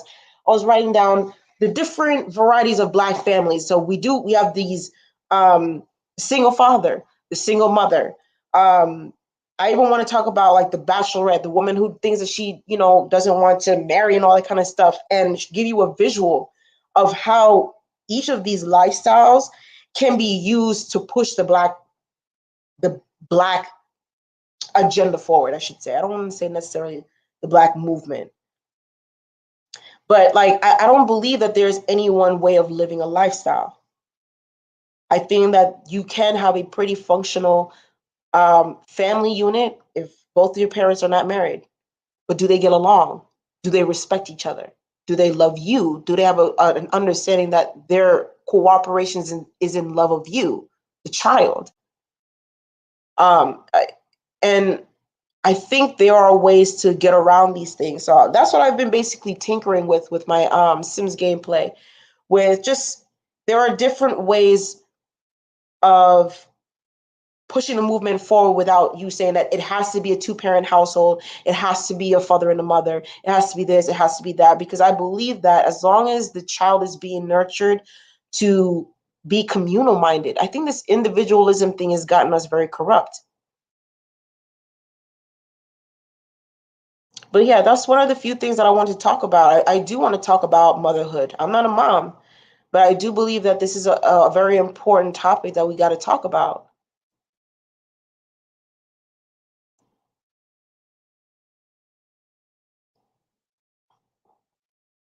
See, here's the problem here. I go wherever I want to go. I go for the content. So I understand that people have an issue with Taz and Nyla. I listen to their content. And it's very rare to hear the content that Taz delivers, especially from a Black man, a married Black man at that. It's something that we're not used to. And I appreciate his content as well as Nyla's. I understand that there may be some issues with some people don't like them and stuff like that. That's you. I'm me. I'm my own person. So if y'all can know how to compartmentalize that'll be great. Individualism it's one of our greatest weapons against ourselves. We think that like this whole ideology, like I'm even in the process of writing this novel in which it's not utopia where everything is perfect, but it's in a time where we decided to come together and do what we need to do and push aside individualism. So basically, this is a society um, mainly communal, post individualism. You know what I'm saying? Like I don't believe that this mission that we're on, it's not just any one person. It requires all of us or any of us who wants to do the work. And I think that's why we're on these social media sites. We want to network and find like-minded people. But it gets hard because a lot of people's agendas are different. When I'm thinking about how I'm thinking is I'm trying to plan for at least 300 years from now. That's how far off I am at this point. I'm thinking about the generation, like the generation that's going to be born after I'm dead. That's who I'm thinking about. Because I know my kids will be fine. I know my grandkids will be fine. And hopefully by the grace of God, I'll be alive with my great grandkids. But what about my great great grands? That's the generation that I'm thinking about. Those are the people that I'm thinking about, because think about this. Did 100 years ago, did our ancestors think about us? Did you think that they sat down and thought about their actions and how it would ripple in time and how we would grow up here? Now we're in the 21st century. Do you think they thought about that? I don't think so. I don't think they gave it much thought.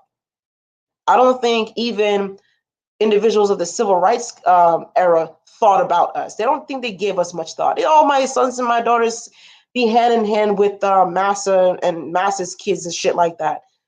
But I don't think about that. I'm thinking of way into the future. I actually, and this is just something that I want y'all to look out for on my other channel, my Sachet Samurai. I'm doing a legacy. I wanted to do not wanting. I am a legacy collection.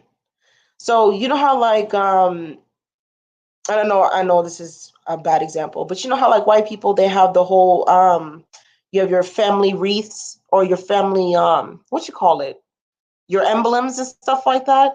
And you know, they're like, oh, my great great grandmother, she wore this dress, or my great great grandmother, she had this. That's what I'm trying to do. I have a few things from my mother that I still have from when she passed. I had one item from my grandmother that I don't think I have anymore, but I have one from my mom.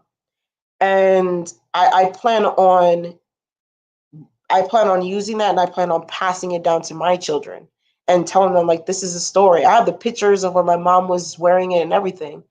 And that's something that I want to build for my legacy. I want that I'm establishing something anew. My grandparents, they didn't think about the grandchildren that they're going to have in the society that they're living in. But I'm taking accountability. I'm taking control over my legacy. And yeah, family keepsakes and heirlooms. Yes, heirlooms. So one of the things that my mom taught me as a child that I kind of neglected, that I realized what she was doing. That's why I think that my ancestors was working through my mom so she can tell me, because she knew that she was not ready to do the work, but she knew that I would be ready. So it was one of the few things my mom, that's my cat, she's acting crazy. Um, hey, gal, babes, stop. She does that when she gets anxious. But one of the things that she had me do was she had me like refurbish furniture. So I know how to do the whole sanding down and all that kind of stuff. And one of the things is that I wanted to pass down a tangible thing that, like, when I pass this down to my daughter, like, hey, look, I made this before you were born. I made this, I decorated this. And like when she gets married, I pass this down to her. And when she has her children, she passes it down to her kids. That is something that I want, and I want when I pass on, that this would be an heirloom that would be in my great great grandkids' home. I even want to go as far as to do the whole picture, get a professional black painter and get that done. Like the legacy that I'm trying to build is something tangible, a mental legacy. That, look, your mom saw all of the trauma. Your mom experienced the trauma. She overcame, and now she is trying to do better. And she's trying to, and she taught you this. And I want you to teach your daughter this. And that's something that I want to pride myself on. I don't know if Black people pride themselves on this. We pride ourselves on passing down debt to our kids. When we die, we have a GoFundMe account. I have life insurance. I don't want no one burying me but myself.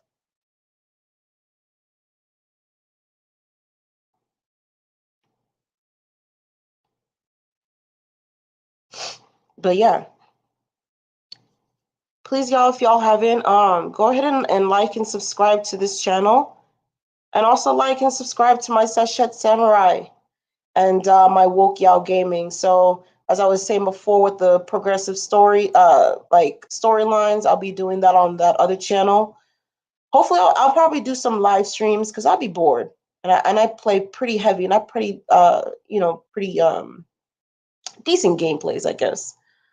But yeah, if that's something that you're looking for, go ahead and subscribe to those channels and like to this stream as well. But yeah, this is the most I've ever came on live. Like I've never came on live in 2 days. And I came on twice in 2 days. Lord have mercy. yeah, if y'all haven't already, subscribed to that Sasha Samurai because I did my part 1 on this commentary about the whole uh, domin- uh, dominance and submission. And then Mother Earth, like we should definitely do a joint live on that topic as well. Cause girl, we need to have that conversation. But yeah, thank you for and I saw that Sin shared my stream. I appreciate it, Sin. Love your commentary, like for real. Um, but yeah, I think I'm gonna get off because I know Taz is gonna go live soon. He about to drag some motherfuckers again. Oh, I think it's the award ceremony. I hope I get my most annoying live stream, my most annoying award. Cause y'all know I will annoy the fuck out of Nyla and Taz for that damn award too. Don't play with me now. Don't play with me now. But yeah, like so oh yeah, message me, sis. Yeah, we gotta talk about it. We gotta talk about it. And I tagged you. I don't know if you saw the tag that I sent you with the other girl. What's her name? What's her name? I forgot her name. She reminded me so much of you, so I kind of like tagged y'all on the same little tag with that anime.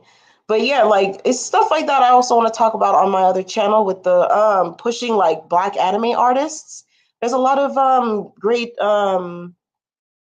black artists out here who does black centered anime. And that's definitely something we gotta push. Like we gotta make everything. I want everything black, bro. Real talk. Oh, love you too, Penny. Yeah, I'm glad y'all came in today. Yeah, I just wanted to just talk about there's some other stuff. I know I go off on a tangent. I rant and I go off on but this was really off the dome. It was not something that I was planning on doing anyway. I really just like, oh well, you know what? I'm Taz finished that live. I just wanted to talk about the mushmouth niggas. So I just wanted to just pop on the live. So I know it's not all like, the best, but it is what it is. I learn and I'm learning. Yes, Kevin. I want everything to be black, period. Like real talk. It's like, and I think it's a reality. But again, it's gonna require, I don't think we're gonna be alive for it. And we gotta accept that. I think the work that needs to be done, we gotta do it now. We gotta stop waiting for the next generation to pick up the torch. We gotta run as far and as fast as we can with the torch. Because at this point, man, we got a lot of work to do. I haven't been on Twitter much today, but the black anime artists, yeah. Oh yeah. Yes. Yes. I love it. I love it. I love it. I love it. I love it. I love it. Like I even wanted to cosplay Samurai Champloo. I wanted to do Mugen because Mugen is a dark skinned character. And like I actually dyed my hair a similar color to his. So oh yeah, the black oh, man, it's Kevin, it was a tweet that I posted earlier and I tagged her in it. It was a let me see if I can find it. Hold on. I tweeted it. It was a really fire ass fucking picture. Let me see if I can find that. But yeah, I definitely want to start. Like I know people we talk about this whole like, oh, anime. Listen, we can make anything black, bro. Honestly. Like we can make anything black.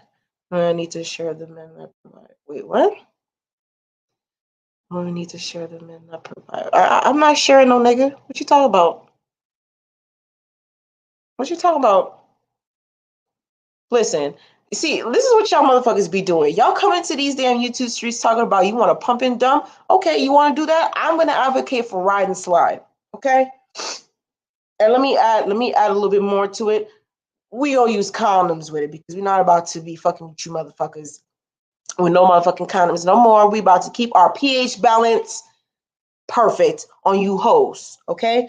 We also gonna ride and slide on you bitches. We gonna get them yoni pearls. We gonna get them shits hot, nice and tight. Them yoni eggs and toot, toot.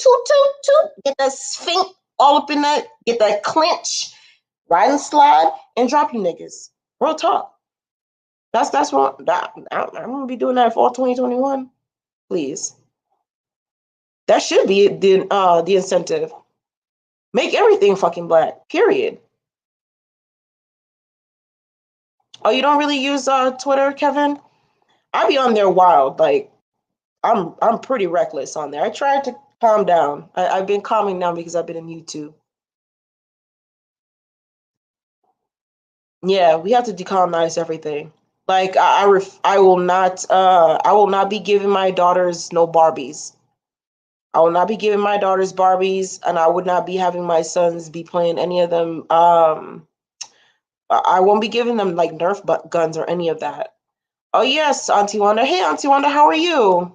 Yeah, them yoni eggs is fire. I have it's funny, weird, but I have a black obsidian, and I think I have it in a medium or whatever. That shit's fire. That thing really does. It be working, man. It be working. And I bought my yoni egg. She's a black spiritualist. I'll try to find her information, and I'll probably like put the link on it one day when I talk about it. Because that's something that we definitely need to talk about as women is holistic ways of healing. And I believe that there is healing in like yoni steams and all that kind of good stuff. And I think yoni eggs are really awesome. Yeah, Instagram does have a lot of black artists showcase. Yeah, that's where I got that. That's where I got the picture from. I think it's the anime. It's called Afro Anime on Instagram. I think it is. And oh man, they're awesome. She does different meshes of different. I think she did. I want. Hold on one sec, because I keep saying that I'm gonna find this for y'all. But let me see. I'm gonna go because I tagged Mother Earth in it. So. Oh, don't forget to also subscribe to Mother Earth as well. Mother Earth, if you can put in your channel, because I know we'll be doing a lot of we'll be doing some collabs. Yeah. Wait. I'm trying to figure out the picture. I don't remember where I put it. But it had that black girl that was in Steven Universe. I love Steven Universe. Yeah, Afro Anime 95. Yeah, Afro Anime 95. That is one fire ass fucking Instagram channel. I've been following them for about a year or so. There's this one girl, I think her name is Adorned by Chi. Let me see. She does her own she draws her own characters for her novel, bruh. When I tell you that it is so fucking beautiful. I want to see it. Yeah, it's Adorned by Chi. She does her own little anime and stuff like that. It's beautiful. Oh, she does Sims too. Oh, we sisters now. Oh shit. Listen, listen. I need me a husband who is willing to buy all of like every single like new Sims game that comes out, and I will love him to death. Real talk. I love him to death. I love niggas who like video games. Hold on.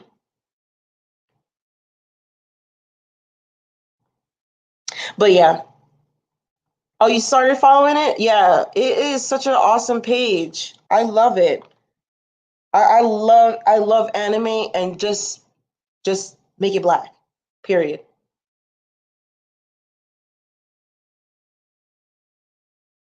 Oh, you wait, you draw? Fun 314? So I'm going to start doing drawing videos of black YouTube. You know what I was thinking? I was thinking of being hella petty, and I was thinking of creating like Sims of all of the people in fucking black YouTube, but I don't want to look like a weirdo. But Much of the storyline in my gameplay is similar to a lot of the shit that's happening right now with the whole SYSBM. I created a really ugly ass black sim character. I gave him really fucked up traits. And basically, he's just chasing all of the homeless white Sims in my gameplay. And I'm telling you, the Sims has gotten real fucking ass lit. I'm not gonna lie, man. They don't fuck around. And I have it to where you can do a lot of drama. Ooh wee, ooh wee.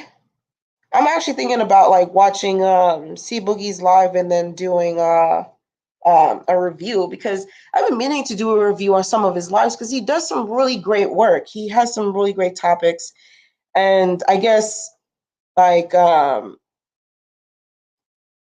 be having a lot to say in his chat. I've been saying a lot of shit in his chat, and I guess it'll be meaningful to do a response because half of the stuff that he talks about, I'd be agreeing. You just got a new gaming PC. I know Black Beauty just got a new gaming PC as well. She's been asking me to game with her, and I've been fucking around. I've been fucking around. Yeah, which gaming PC did you get? Because I'm thinking about I want to get a double panel. I want to do a double panel screen one, like a different two panels. Yeah, I'm that kind of gamer. I'm telling you. Listen, bruh. I get the shmoney, and you're gonna see the kind of gameplay that I be talking about. Yes, girl. Like, okay, so if you like Civilization, then you will kind of like Sims because of Sims is a little bit more personal. Yeah, I'll do a little bit. I'll show maybe like a couple of minutes gameplay of the kind of gameplays that I do. Because I know a lot of Black women, they like to worry about like the whole CCs and stuff. I don't really do that. I care more about the storyline. I'm a writer, so that's basically what I prefer to do my gaming on. Oh, you're running on two monitors? Yeah, I definitely want to get two monitors. I want to get the curved one though. So one of my exes, one of his good friends, he and his girl have a two-bedroom apartment. In their second bedroom is a game room. And they basically have two fucking office tables next to each other because they play Overwatch together. Bruh, they have he has two panels that's curved and she has two panels that's curved. I'm pretty sure they spent a good like $2,000-3,000 just on this game setup. It is the most. I'm telling you. Let me find me. Let me find me a man who wants to have a like a co-op gaming room together. He has one side, I have my one side, and I'm playing my Sims, and he's playing like Call of Duty, or we're playing like whatever. Let me tell you, that is like my dream, dude. To game, we gaming together and traveling, fucking and smoking, and we just chilling and we just having fun. That's my type of shit. Motherfuckers be trying to go into like clubs and shit like that. Nigga, I ain't trying to do all that shit. Bitch, I'm trying to game. Okay, that's the type of stuff that I'm trying to do. Oh, you spent 3,000? Yeah, I want to get the curved panels. Um, I'm telling you, man, I saw that and I was hooked because I was playing Overwatch and I'm like, shit, I don't have to move my head. It was just like, oh, it was just and surround sound. Oh, fuck me. I'm telling you, man. Like that's one of my dreams, man. I want to have like my second bedroom is gonna be like my office, but it has like in the walls on the walls it has like the surround sound padding and stuff. Like my ex put me on when it came to gaming. We only dated for a while, but he put me on to gaming because I thought I was the gamer. He put me on to gaming where you have to invest money. It's not just you just play the games, bruh. I really want to like get into like Call of Duty. I want to buy all the systems. I definitely want to invest in an Xbox One, of course, a PS5. I do want to get the Wii, the not the Wii, not the regular Wii. What is it called? The I can't remember what you call that shit again. But I also want to get the Nintendo Switch for that Zelda game. Oh yeah, oh yeah, oh yeah, oh yeah. Listen, The only reason why I'm not a serious gamer is because it requires a lot of money investment, and I got other bills to pay for. But listen, I come into some money. That's it. It's a wrap. It's a wrap. Like, to be honest, I would love to. I would like to get more into gaming and stuff like that. I've been looking into how to edit it and all that kind of stuff, and it's actually very interesting. It's very, very interesting. Oh, the monitors cost 500 each. That's not bad though. That's not bad. Like, the monitors that my ex was gonna get, at the time it was like 250, but it wasn't like the super, super big monitor. It was pretty decent size though. I think it was a 32-inch, a 24-inch monitor. I can't remember. Yeah, I love old school games, over. I love those old school games. I fuck around with Zelda, the old Mario, all that good stuff. But I like the new games too. Like, I do want to play that Cyberpunk that Ron314 was playing the other day, because the programmer is a black man. And I was like, when I was watching the review last year, I was like, wow, this is really was made by a black dude, because it's fucking detailed. And niggas be very detailed about their gameplay. So it was fascinating. No, the Wii and the Switch. I know they're two different things. I do want to get the Wii. My little sisters, they have the Wii. And I remember when the Wii came out, I know that there is like a more advanced Wii, because I want to play that new, not new, but the Super Smash Bros. Game. They have that on there as well. And I have the Super Smash Bros. On Nintendo 64. Not Nintendo 64. The GameCube. Girl, you always be acting a fool when I'm live. You were calm all day until now. Mad boost piece.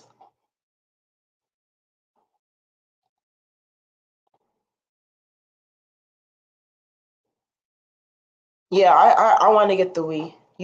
Do I play anime games? I heard something how to love, but yeah, I heard that they pulled it off. They pulled it off the PlayStation Network. I can't remember what it's called, or whatever streaming system that they put those games on.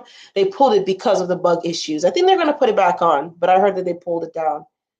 What do you mean my anime games? I have played the PlayStation. There's a PlayStation of girl.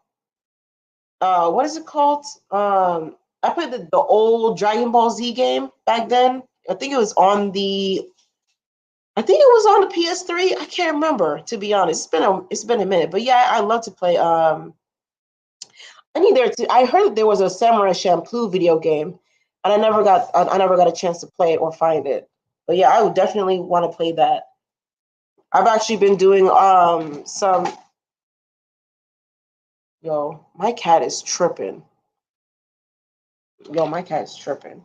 I think homeboy is still waiting on that notification for when the ceremony goes live. I don't know if it's on Nyla's channel or if it's on Taz's. But hopefully it comes on later. I might do so I don't know if you guys are interested in like aliens, but I wanted to do an alien live stream this New Year's. So if that's something that you're interested in, I'll be probably talking about that. But yeah, he hasn't gone on yet. He hasn't gone on. But I'll probably be doing that on my other channel. I won't be doing it on this one. But yeah.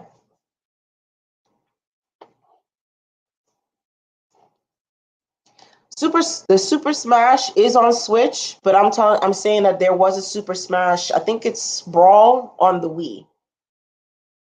I think that there was also one on the GameCube. That's the one I have. But then they also have one on the Wii. But then I think they also have it on the Switch now.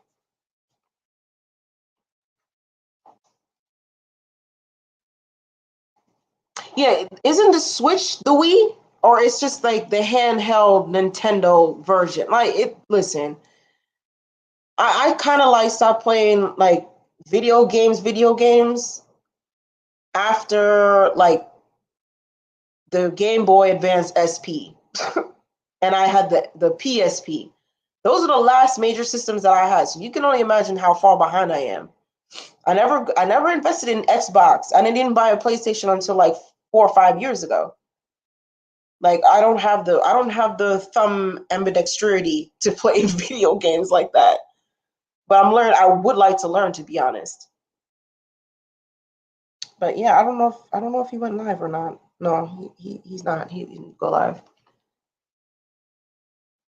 Yeah, I heard that they are updating it.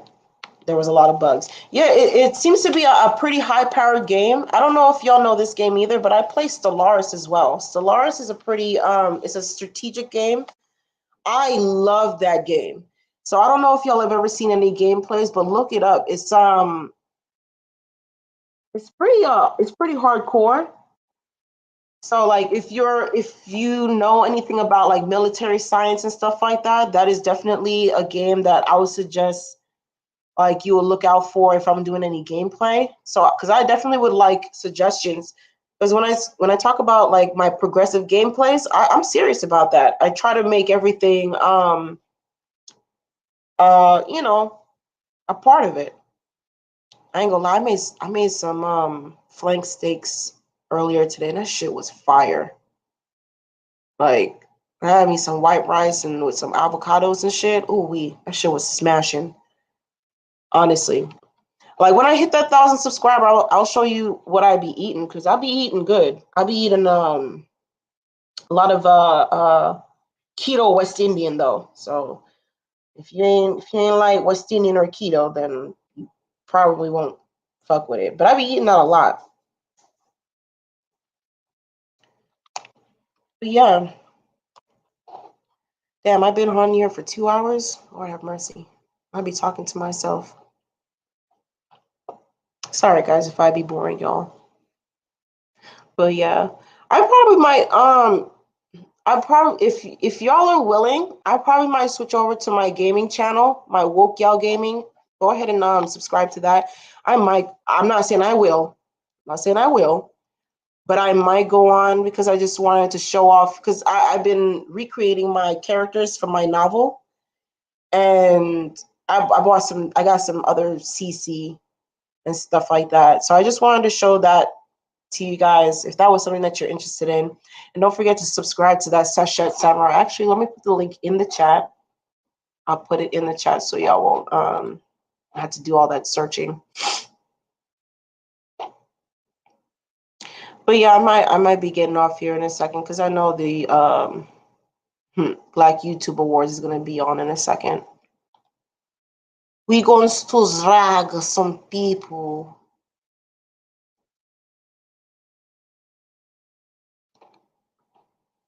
But yeah, I hope y'all had a good holiday. I hope y'all ate good and stuff, and you spent time with your family.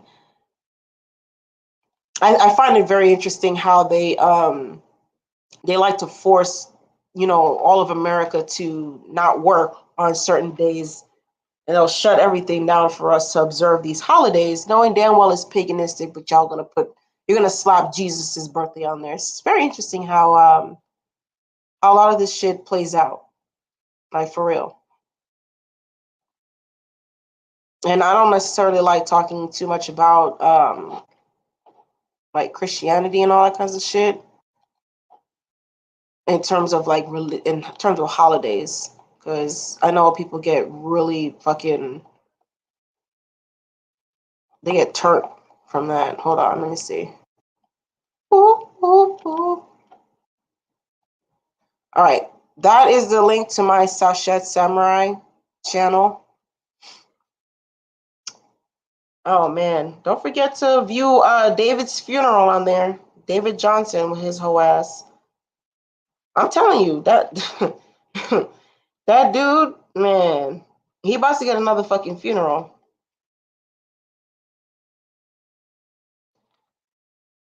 Oh, to Paul, I just confirmed your message. You said it goes to the YouTube channel Black Sands Entertainment. They have a black anime series called Seven Kingdoms.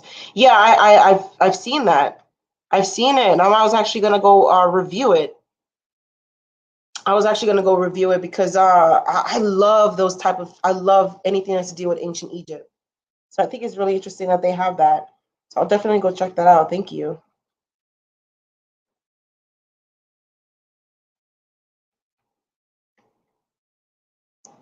It's confusing. There was also Wii U before. Yeah, that's what I get confused with too. The Wii U.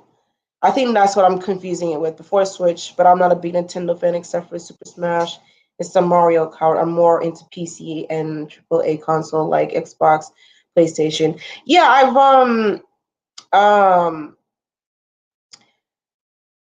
man, I'm telling you, it's just a money thing. Those systems cost money. When we were younger, those systems really didn't cost that much, but now they're just getting out of control. Now that the PS5 pricing is awesome, $400 for that system, I really was not expecting it to be that low. I thought it was going to be at least $650, $700. But considering that they're only, I don't know what is the terabyte that they're selling it with, but I was actually thinking about just getting the PlayStation 4, the Premiere Pro, not Premiere Pro, Jesus Christ, the PlayStation Pro. And I was thinking about just getting it with the highest terabyte that they have. I think they only just have 1 terabyte. I was thinking about getting that one and just calling it a day because I'm like, I mean, they already got all the games out for PS4. I'm not willing to wait another 6 years for all the games to come out in the PS5. And I'm pretty sure that by this time next year, the PS5 is going to be a pretty decent price, or they're going to have another, or another fucking what, $100 less probably. Oh yes, I fuck with Sony. I'm not gonna lie. I was actually thinking about buying some stocks from Sony. Hold on 1 second. Let me see how much they're selling for a stock. Because I have Apple. I buy a lot of, I like electric, so I have Apple and I have GE and I have some I also have some CBD pharmaceutical ones. It's actually a pretty decent price right now. Yeah, I would like to get into stocks more as well. But let me see what is a Sony stock name? Would it just be Sony? Okay, SNE. Okay, $96 per share. That's not bad. That's not bad. I mean, hold on. Let me see. What is their 3 month projection look like? What happened in a year? Okay. Let me see. Let me see. So earlier this year, it went down, and then it's went down a little bit in October, and it's increasing now. Okay. I mean, it's not too bad. I'll probably invest in that because I know Sony about to get popping in a few more years, so it's best to invest in that now. Okay. There's actually news. It says Cyberpunk publisher will vigorously defend itself against investor lawsuit. Damn, they trying to buy out this poor game? Mm-mm. Oh yeah, so they were talking about the technical glitches that it's experiencing. Wow. Ooh wee. Okay, and I heard that Microsoft. Damn, is Microsoft? Hold on. MF MSFPFT. That's what it's called. Oh shit, MSFT. Microsoft. $220 a share. God damn. We. The lowest it ever went this year was 221. So it's pretty consistent. Hold on. Wait. No. Let me look at the year. Sorry. Okay, so the lowest it has been so far this year was 138. And that was in March. So right when COVID really took a turn, damn, that would have been a perfect time to invest. I invested in CBD around May or March, and then it just blew up once what's his face Biden became president. Yeah, I have I was just looking on my Robinhood app. Yeah, I have Robinhood.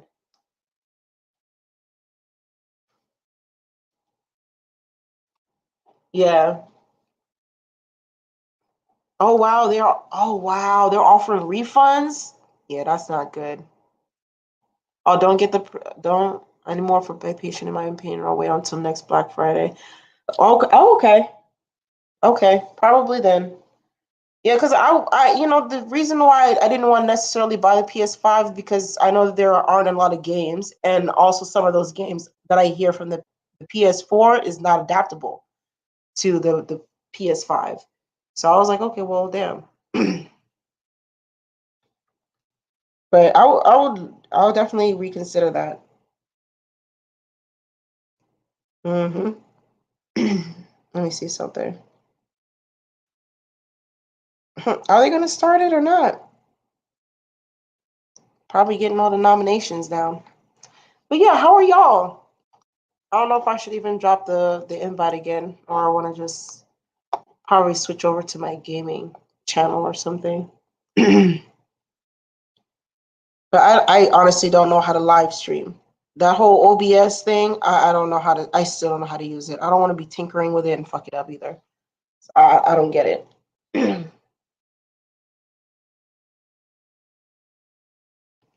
Hold on.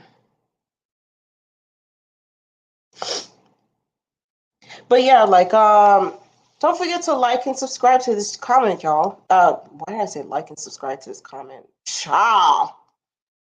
Telling you, the greenery is wearing off though. So I guess that's what it is. But not for real though.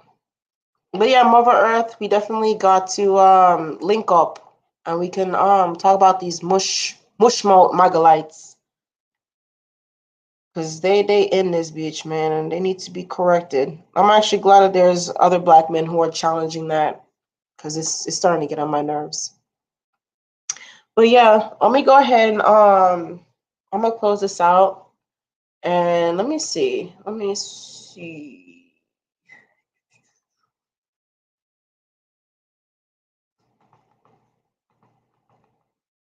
Hmm. Yeah, I'm on Twitter. Very heavy. Yeah, I'll be a little reckless.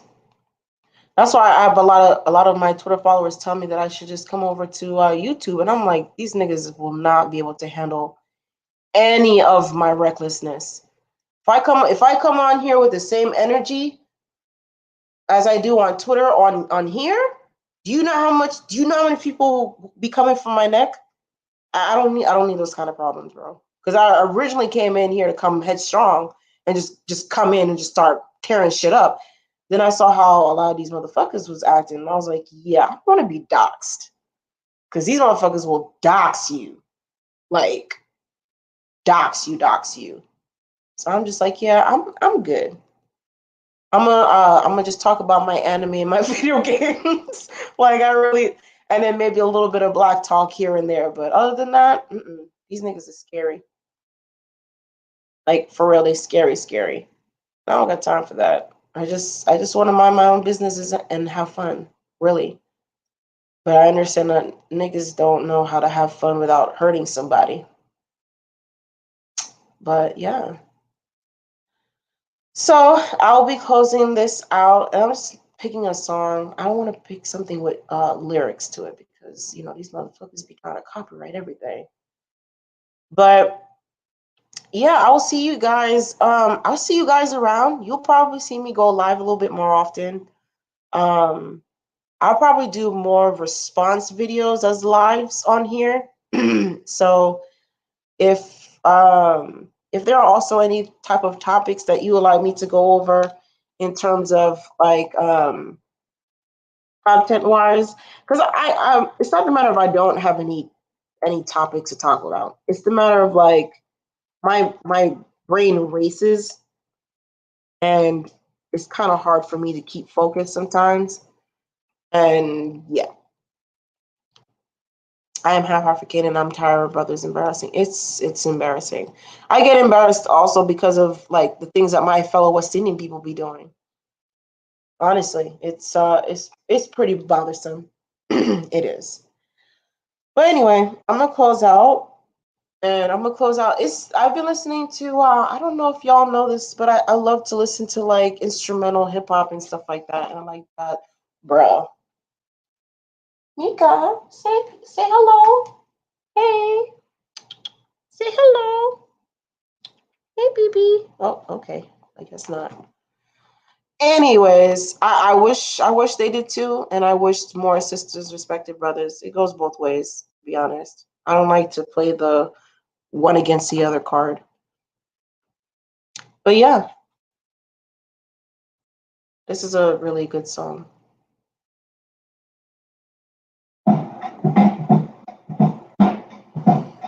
Yeah, I listen to this kind of music. A lot of just really chill shit.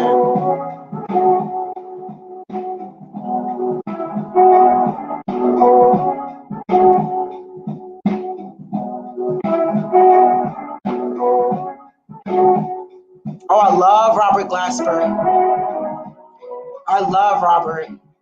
He's really good.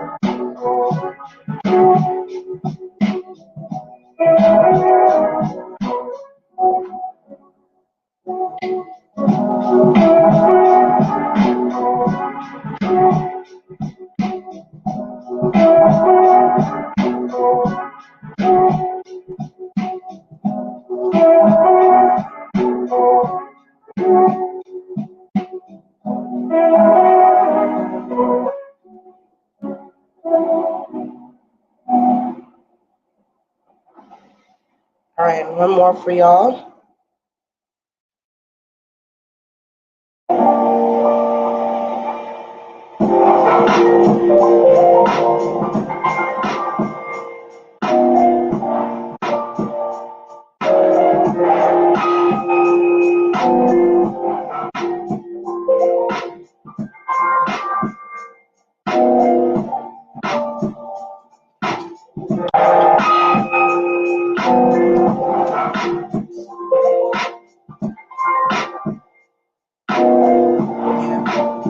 So this would be considered like new jazz.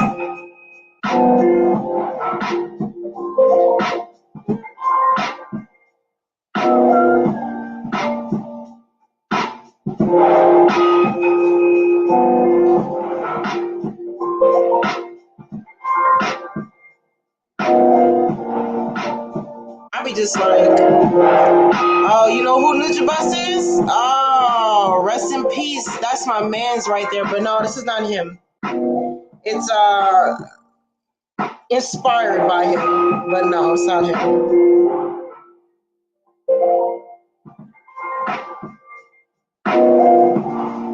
No, but I love Nujabas. Nujabas, I actually have a tribute video that I would like to make for him. That's man, Nujabas and Samurai Shampoo is my favorite anime. Yeah, it's very similar.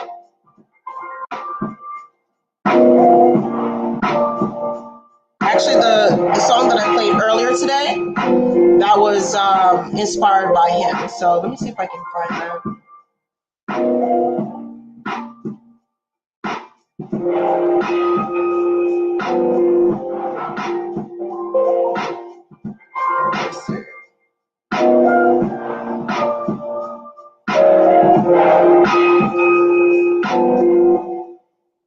So this song I was listening to earlier, this is gonna be my theme song for my other channel.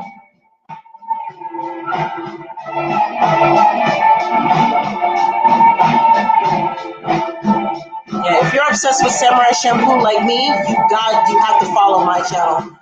Because I've actually been rewatching Samurai Shampoo.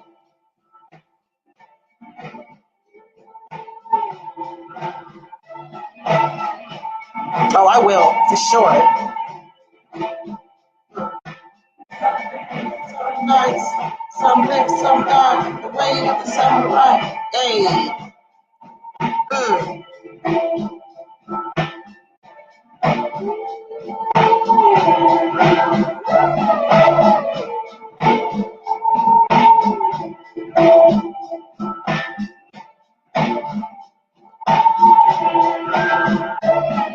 Oh, you do? That's funny that you say that because I do as well. I watch it every year, at least once. There's never been a year that I missed out. Oh, you have the soundtrack too? Which one though? Because there's like 3 albums dedicated to this whole show. There's The Impression, Depression, then there's oh my god. Misaligned. I don't know if that's the album, but I think it's the Miss album or Misaligned. I can't remember. Yeah, I fucking love Nujabes. Modal Soul. I listen to all of his shit. Let me see if I can I don't know if I can play it.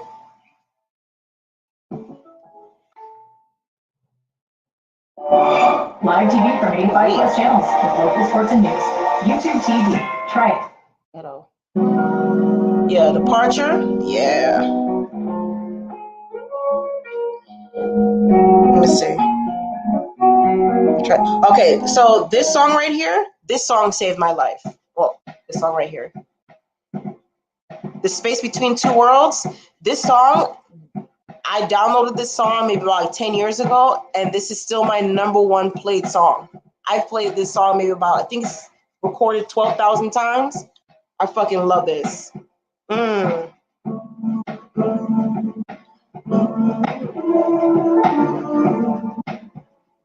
Oh man, I cry whenever I hear this fucking song. Oh, this is your ringtone? Mine too. Oh man, you my bestie right now, bro. Because honestly, like, people sleep on Nujabes.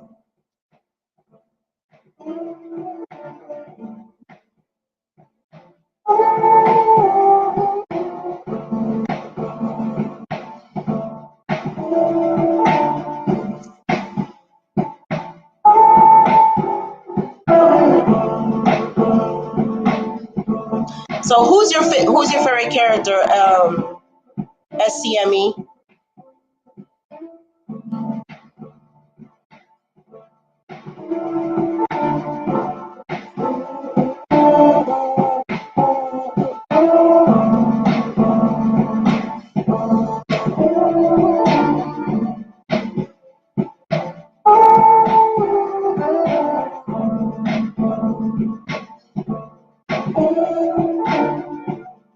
People be sleeping on this show, man.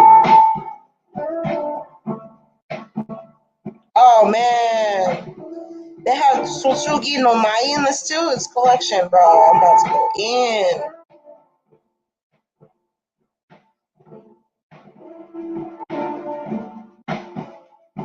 Oh, you like Jean? Oh man, when I was young, I used to love Jean, and then as I got older, I realized that I resonated more with Mugen's spirit. Oh, but I love Jean. I love Jean. Actually, my header for this channel is Mugen. It's a picture that I fixed up and stuff. This girl, my cat's acting crazy.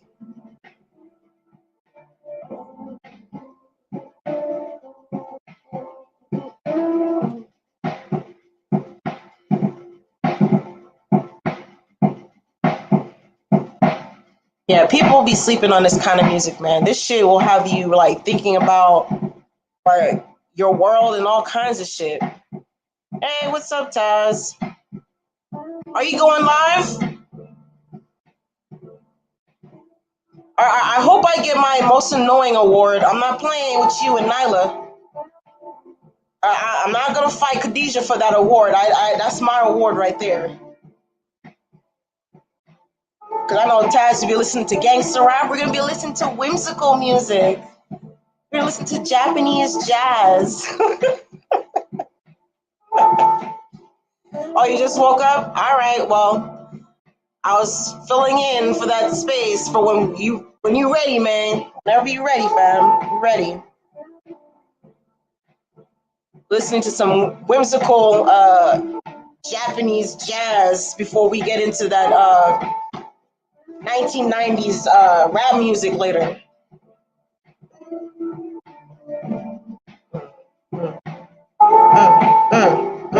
Hey.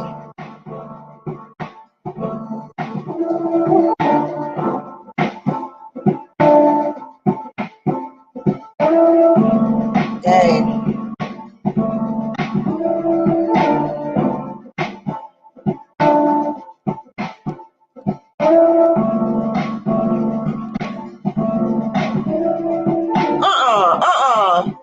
So hold on. Taz, how are you gonna roast me about not spelling your name right in that video with David Bumpson, and you spelling my name wrong? Huh? Huh? You talk about I spelled your name wrong, and you switching you making me sound like my name is IKEA. That's what you're doing. That's what you're doing. Oh, what are my favorite men? Oh my God, I have a list. So I just started watching Baki. Oh my God, that first episode, bruh. Okay, I might do this on my other channel because it's not appropriate for this one. But I was watching that show Baki on Netflix. It's that fighting one, bruh. It kind of reminded me of the is it Tengen? The other Kengan fighting show is very similar to it, but this shit was violent. It took me like an hour just for me to get through that first episode. It was violent as fuck, but I loved it. I loved it. I might do like an overview of I might do an overview of Samurai Champloo definitely on my next channel. My bestie's been trying to get me to watch Naruto. I've been trying to stomach that show. It's too much. The whole you gotta believe it. I can't stomach that shit, bro. I just can't. But I heard it gets better, so I'm trying. Yeah, it's on Netflix. You need to watch it. That first episode will catch you off guard. When I tell you, like, okay, I need y'all to go ahead and if y'all like that music that I was just playing, one of my homies, his name is Slow Mode. He does like chopped and screw version music because we're from the South, so you know that chopped and screw shit. So he does that chop and screw shit. One of the songs that I played earlier was Earth Gang. He chopped and screwed that. It was perfect. He killed that shit. And he does a lot of the music. And I asked him to do he did a few of requests for me because he knows I love Samurai Champloo. And I asked him to do one of the songs. I think it was People Under the Stairs, Sunroof, and he did it. He has it on his channel. One of my favorite songs, one of my favorite groups. So hopefully, I actually want him to do this really hard fucking song matched with that first episode of Baki, bro. SCME, you need to watch that first episode. If you can stomach it, oh man, it, bruh, that is fire. I have never seen an anime like that before in my life. And there's some pretty violent anime out there, like Blood Plus. There's a few of them that's out there that I like. That's violent. I like violent anime. Oh, I'm sorry if that's not feminine, but I know a lot of dudes talk about how they want a black woman that likes anime. Bitch, y'all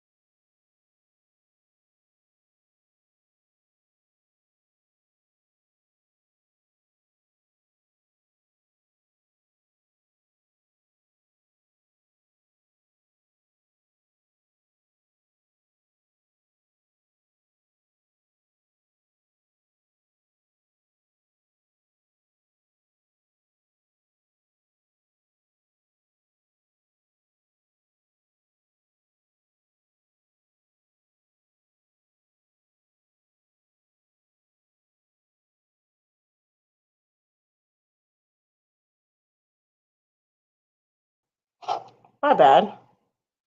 Something went on with my computer. It's still weird. Are you still waiting on the new season of Baki? Yeah, I heard that they only have that. Is it 2 seasons or one? I haven't checked yet. I'm definitely gonna finish watching that. Yeah, Blood Plus was violent. Whether or not you watched the anime or you watched or you read the manga, that shit was violent. Yeah, yeah, I know y'all lost me. Yeah, my internet was acting weird. It was funky. Oh, you're reading Berserk? Okay, so like one of my homies, he's reading that as well. I've read some of it. That shit's very crazy. A lot of it's very sexual and all kinds of, but it's good though. It's good. The best ones are those type of like I don't know what you call it. It's high graphic type of shit. Like those are the best ones.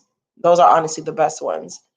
It's really hard to find really good anime nowadays. Like the newer shit that's coming out, I don't really fuck with it. Like I do like what you call it? What's that other one? Damn. It's been a minute. Like I need to get back into anime, but like My Hero Academia, man, I watched that first season in about like one day. It was so good. Like it made me really just like, yeah, I want to go back to school. Like, yeah, I want to go back to school because like I want to learn and just be like the best I can be. Like I love the Japanese. They're really good at making inspirational anime and stuff like that. Makes you want to really do better. But most of the anime that I used to like, I read back when I was younger. I didn't really like any of the okay, so now Taz talking about he gonna start his damn appreciation award at 8:30. Okay. Which means 8:45.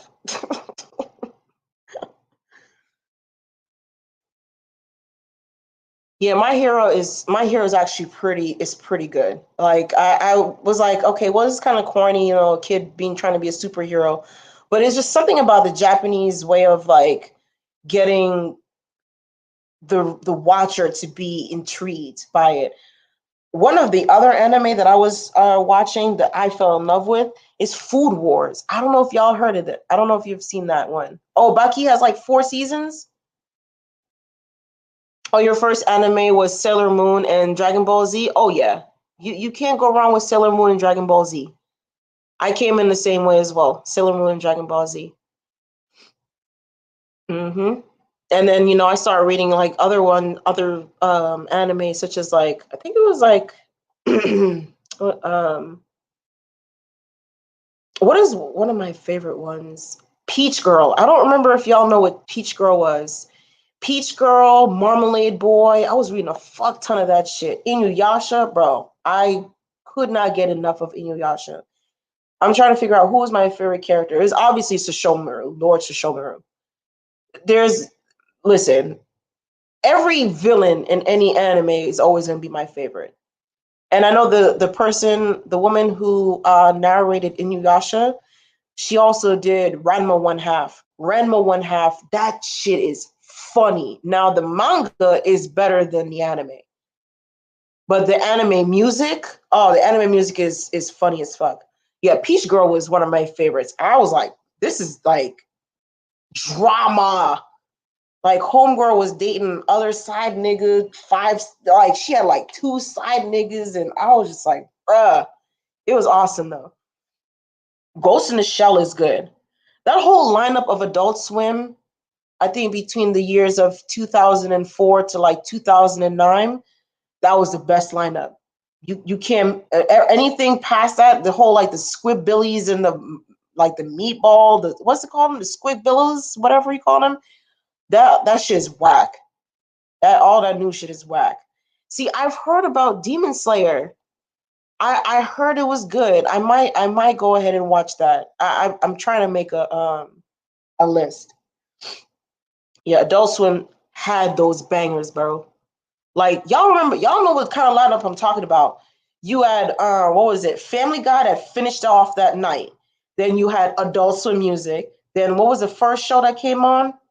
There was I think they played also Family Guy in Adult Swim. So I could be wrong. I keep forgetting. They played Family Guy. Then it was the lineup of Inuyasha, Samurai Champloo, Then there was like Lupin the Third, Trigun, Trinity Blood. They had Full Metal Alchemist, Full Metal the Brotherhood. What am I?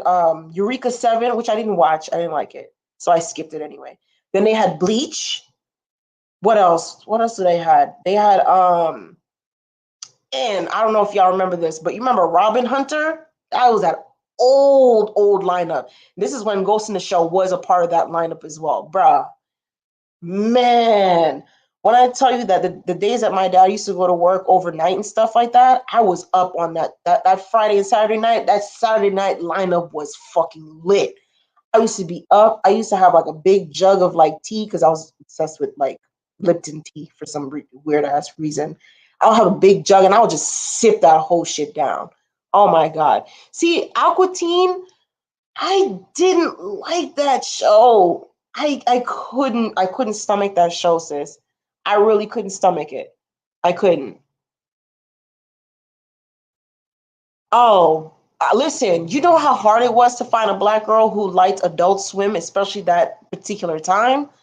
Oh my gosh. Like the few girls and few of them were white girls. And I was like, man, I wish there was a black girl who liked this shit. And there was like no black girls that I knew of in at that time that liked to watch any of those shows. And I felt so alone because I could only hang out with boys at the time. That's why I get along with guys so well. Oh man. See, I didn't care for Gundam Wing either. I didn't I watched it because I like robots, but it was like a very complicated version of Transformers. I really couldn't get into it. I really couldn't. Oh, Witch Hunter Robin? Yes. That show, I think that they only had one season. I think they only had one season, yeah. Oh, you started with Dragon Ball Yu Yu Hakusho. Oh my god. Yes, Yu Yu Hakusho was fire. I fucking loved Yu Yu Hakusho. There was another show that I was gonna mention that I really liked. That like it didn't really get a lot of like show. I'm trying to yeah, I can't remember what it was again. But yeah, I used to watch a lot of like Trigun. You know, the guy with the yellow hair, the oh man, it was man, Adult Swim when we were kids, that shit was fire. Cowboy Bebop, you can't get any better than that for real. If you like Samurai Champloo, most likely you'll like Cowboy Bebop. Really awesome show. Really awesome show. There was I remember I saw the lineup until like was like 4 in the morning. Who was that damn kid? What's his name? Remember that kid? He was like the Inspector Gadget kid. Yeah, y'all know what I'm talking about. That shit was late. No, there was a show. I don't know if y'all remember the show, Wolves Reign. Y'all remember that show? Where it was a bunch of kids who basically turned into wolves during some type of weird like solstice type of shit. Bruh, that show was fire. Attack on Titan though. Okay, so I hear that Attack on Titan, they have is it the fourth season came out? I only stopped until, I think it was the third season. I think I've only saw up until then. And then I was like, okay, well, let me wait until they all come out and do all that kind of shit because I know it takes forever for those fucking ass episodes to come out because I know the manga's been going on for years. Digimon, I couldn't do Digimon. Pokemon all the way, bro. Pokemon was fire. I played Pokemon up until it was the Emerald, Sapphire, and all that kind of stuff. All of those I stopped playing at that era because they did too much during like Black and White and Silver. They did way too much. They did way too much. I said, bro, y'all need to keep the original 150 or nothing at all. I don't want none of that other shit that y'all got going on. Yeah, y'all know what I'm talking about. Wolves Rain, man. That shit was lit. Like, oh man, like I wish I want to go. I want to see if they have those old shows again. Cause I love those fucking shows, man. Bro, you Samurai Jack though, man, this new generation is sleep. They are asleep.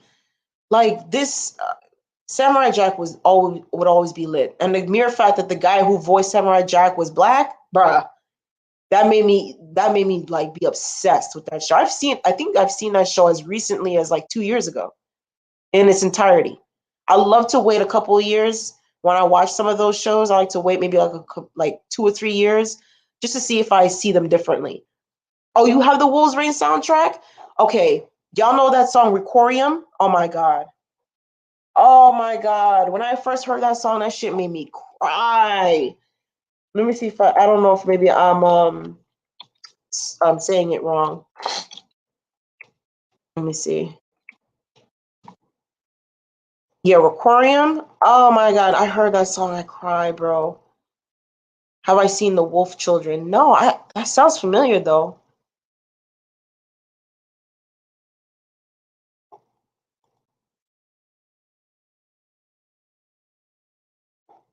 Mm-hmm. Yes, ma'am. Okay, now since you're I'm assuming you're a Pokemon trainer, so which is it? Grass, water, or fire? Cause listen, I will always be a grass or water not grass, I'm sorry, fire or water Pokemon trainer. And it depends on which game I'm playing. It really depends on which game. If I'm playing like the old ones, like red, blue, gold, silver, I usually end up playing a lot of the water Pokemon. But the newer ones, I end up playing fire. Up, we besties. Period. We besties. We besties. Yeah. You just like the Pokemon movies. Oh man, I don't know about the Pokemon movies, man. I always preferred like the shows instead. I've always preferred the shows. Oh, you deal with ghost Pokemon? Okay, so like the old generation Pokemon, I didn't really like because I think the only ones you could really pick one was like what was this? Wheezing and shit. That was the only one you could really pick in terms of ghost Pokemon. In the newer games, I used to play a lot of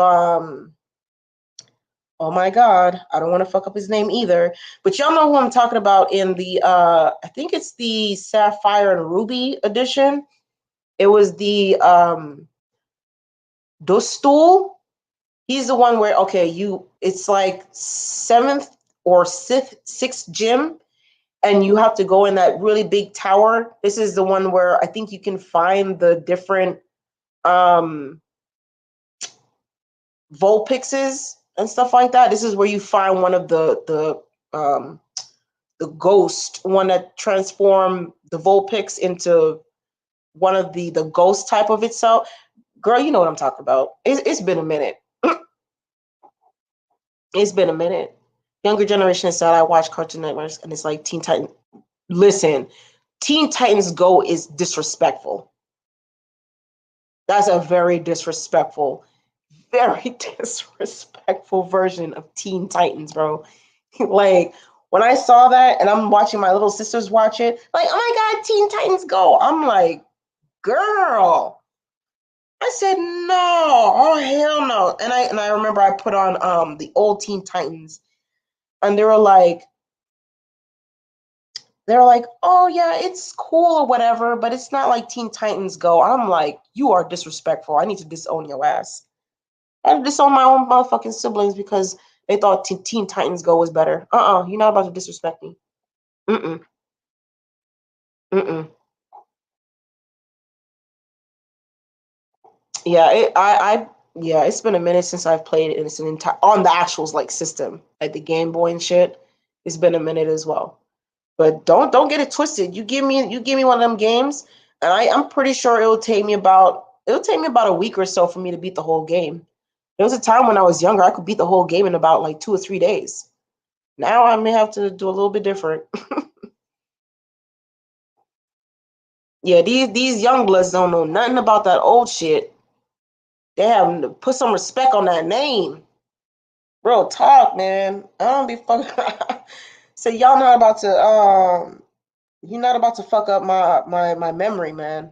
Don't fuck up my memory. Don't be fucking up my memory now. They be disrespectful as hell. No respect. No respect at all. But yeah, I'm actually trying to get back into like rewatching them and stuff like that, because I guess you learn a different you learn something different when you get older. Like when I was watching Samurai Champloo when I was 15, 14 years old when it came out, it was whatever. I was watching it with my homeboy the other day, and I'm listening to all of like the slapstick comments and shit, and I'm like, how did I miss this shit? And when you're young, you're young. And man, I love this. I was like, man, I love this fucking ass show. And I realized, like, man, like the dialogue was fire. The artwork is fire. Megas XLR, what is that? Is that like a new anime? I want to look that up. Matter of fact, because I am trying to look up some new anime shows, and I want to like talk about it and stuff. I know like it's childish as hell, and I'm old as fuck, and I'm almost damn near 30. But bitch, the 90s for us was fire. And that's definitely something I want to reminisce on. So if that's something that you're looking for, go to my other channel, my Sashat Samurai, and subscribe to that channel, because I might be talking more on that. I only came on here because, of course, I have more people here. So, but most of this type of topics, like the goofy shit, I want to talk about on my other channel. Okay, so Magus XLR. I never seen this before. Oh wait, hold on. Yeah, I remember this show. Oh my god. Nostalgia like a motherfucker. Oh my god.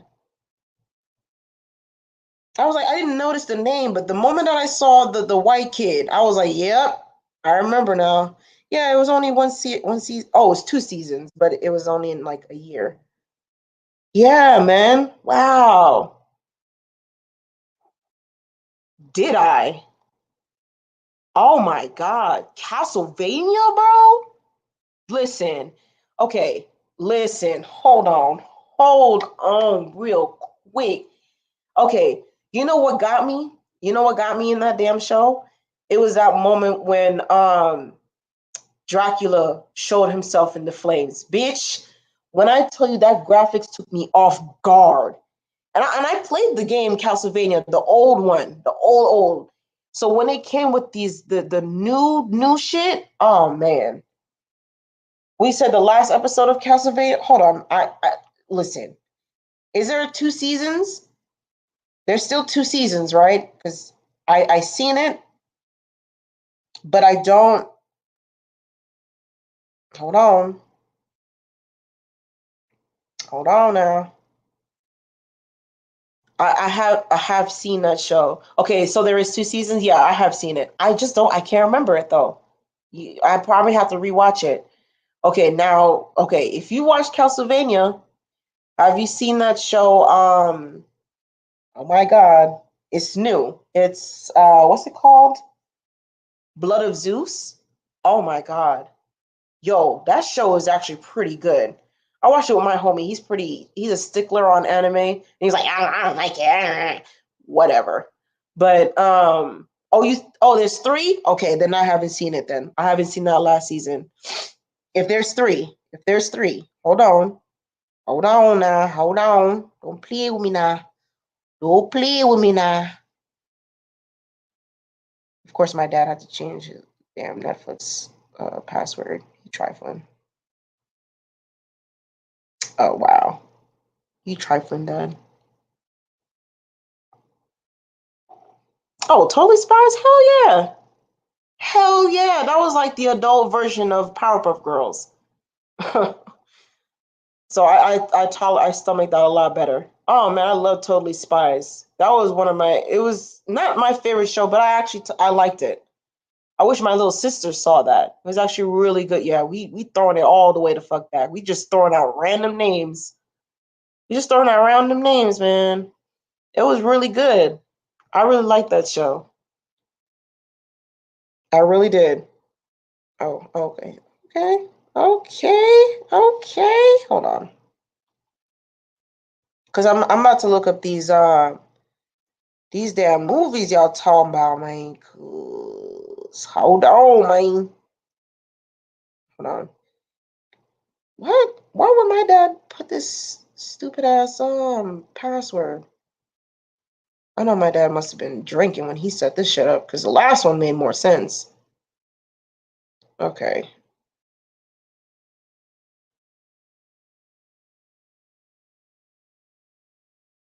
My bad. Hold on, guys.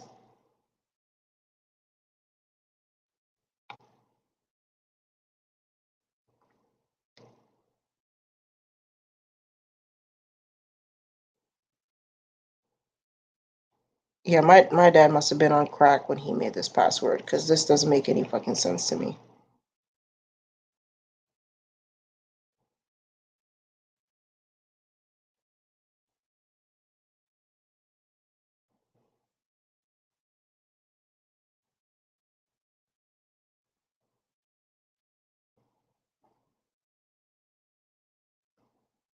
Okay. Yeah, my dad was on crack somehow because that didn't make any sense. See, I couldn't do with this show. Code Lyoko, I didn't like Code Lyoko. I don't know why. I just couldn't stomach it. I couldn't do it. I think it's because of the graphics was trash to me. The graphics looked like, you know how like we lived in an era when the internet just came out, so computer science was a concept when we were kids, and yeah, it kind of looked like that, like a fucking report. That's what it looked like. Hold on, I'm about to see if there was a um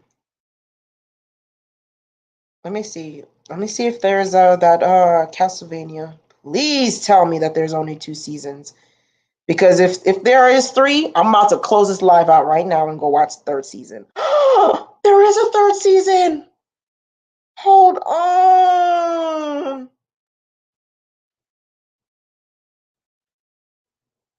How many oh, there's 10 episodes, bruh. Bruh. Don't play me, y'all. Don't play me. I wish we could do a watch party. That'd be so cool, though. I've actually thought about doing a watch party for Samurai Champloo and we just go over each episode. Real talk. Because each episode is a gem. Each episode is a fucking gem.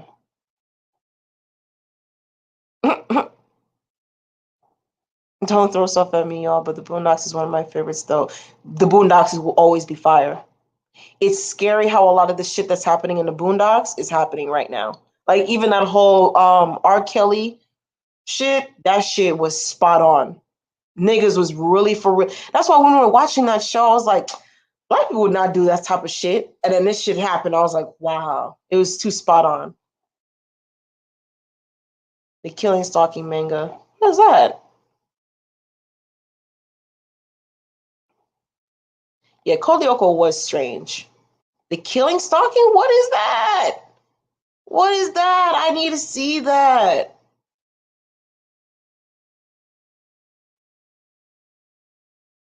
If you're a guy, I don't think you would want to read it. Oh, so it's mainly towards like women, I'm assuming? Bruh, hold on. Hold on. Gumball is fire though. Gumball is funny as hell. I'm glad I have young sisters because that will give me every reason for me to watch that show. That show was funny. That show was funny. Okay, so you know what? I'm looking on it now. I think I already started watching it and I kind of stopped. I don't know why I stopped. Okay, so this is when okay. Yeah, I need to rewatch because there's 10 episodes and I stopped at episode 6. So I probably need to rewatch the whole season. It's only 22 minutes. Yeah, the graphics on this is amazing. Like the mixture of CGI and like regular art form, this shit's lit. I need to start seeing more anime like this. This is what I want to see. And for some, I love anything that has to deal with vampires. So the mere fact that y'all is vampires, I love vampire anything. Period. Bruh, that fried chicken flu, I thought that shit was a lie until the Popeyes incident happened last year. I was like, these niggas here. Gumball is lit. It is. Okay, so you know which show that I really fucking love that I think more adult people should watch? It's the show what you call it? Child, it's off the tip of my tongue too, child. Hold on. Hold on now. What's it called? Fuck. What is it called, man? Mm-mm. I don't know how I'm forgetting. I'm mad. Okay, so you said Killing Stalker is about this small female stalker who has a crush on this handsome guy who's supposed to be a killer. Oh, I would watch the fuck out of that. Them Japs, man. Them Japanese and their fucking storylines. Ooh, okay, hold on.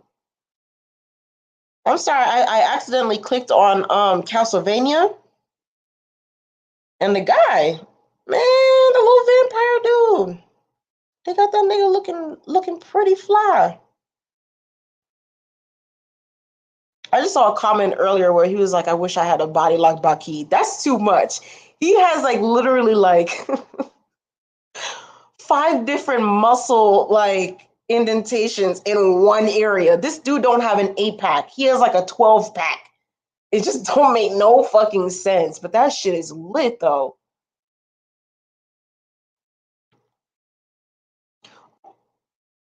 Also, they took it off?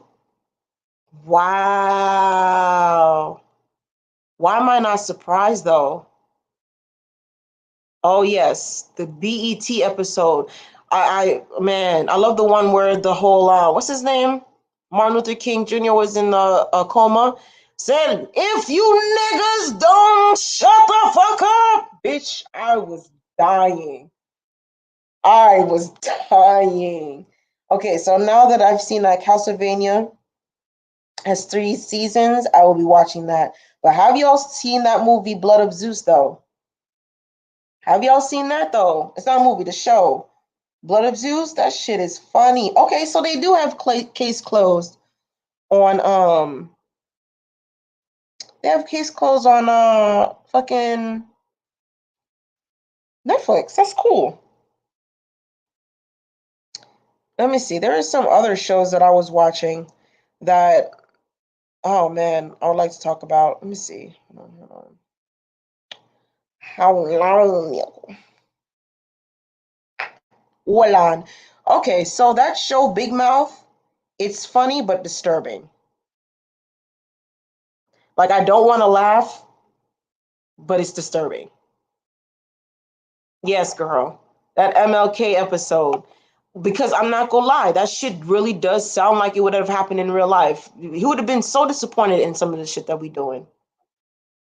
You have to check that show out. If you like Greek mythology and stuff, you would definitely like it. Because when I was watching it, none of those gods or goddesses ever had to mention their names. The mere fact of me looking at them, I knew exactly who they were.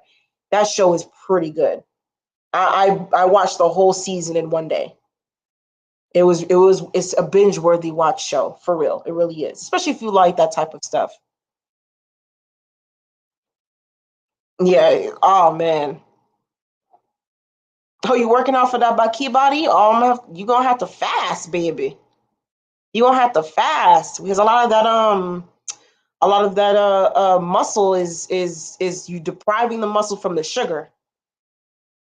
I don't know about too much of that.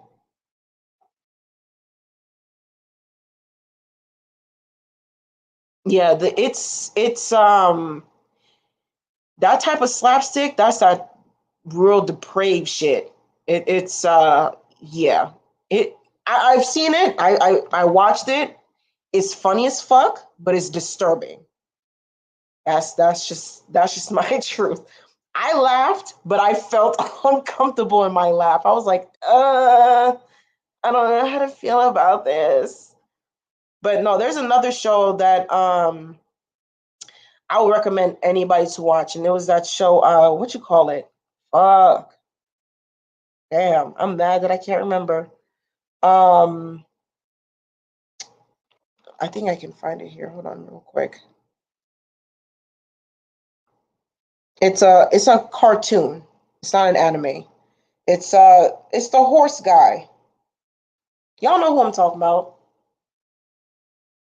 Yeah, black. Yeah, Big Mouth is pale pathology. Yeah, so it's funny, but it's crude.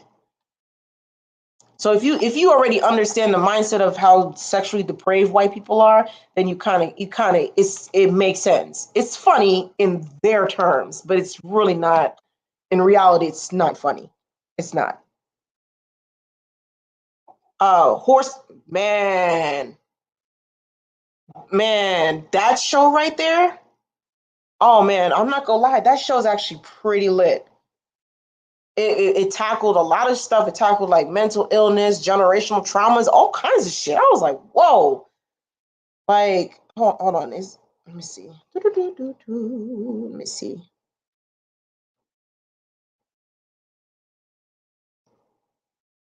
Yeah, BoJack Horseman. Yeah. BoJack Horseman. Oh, they have a Christmas special. Okay, and the actual show horsing around. That's funny. Now that was a good show. I fucked with that. That was a really good show. Yeah, F is for Family. That is hilarious. That was some true. That was true to its era, 1970s white era. Man, they even had the black man down perfectly. It was eerily funny how they got him down like perfectly, like for real. That was a really good show. You know what show I have been watching that I know my dad would hate that I'm watching this? Lucifer. Now I kind of stopped watching it because it kind of got a little boring, but Lucifer was a really interesting show. Like, to be honest, like if you're already kind of like on that journey away from Christianity, a lot of that shit that was going on, the drama or the sentiments of how Lucifer felt, it made sense. I'm not saying I sympathize with the motherfucker, but it was funny. And I just finished Girlfriends, child. Child, I finished Girlfriends for the first time, and I'm 29, and I watched that show when I was like 9. So, shit. I don't know if y'all have like Hulu, but there is a show called The Path. So if you like cult stuff, then you would love The Path. Because The Path was, oh man, that shit's wow. It was very intense. It was very intense. Girl, have I? My icon for my Hulu is Homegirl. That show is fucking hilarious.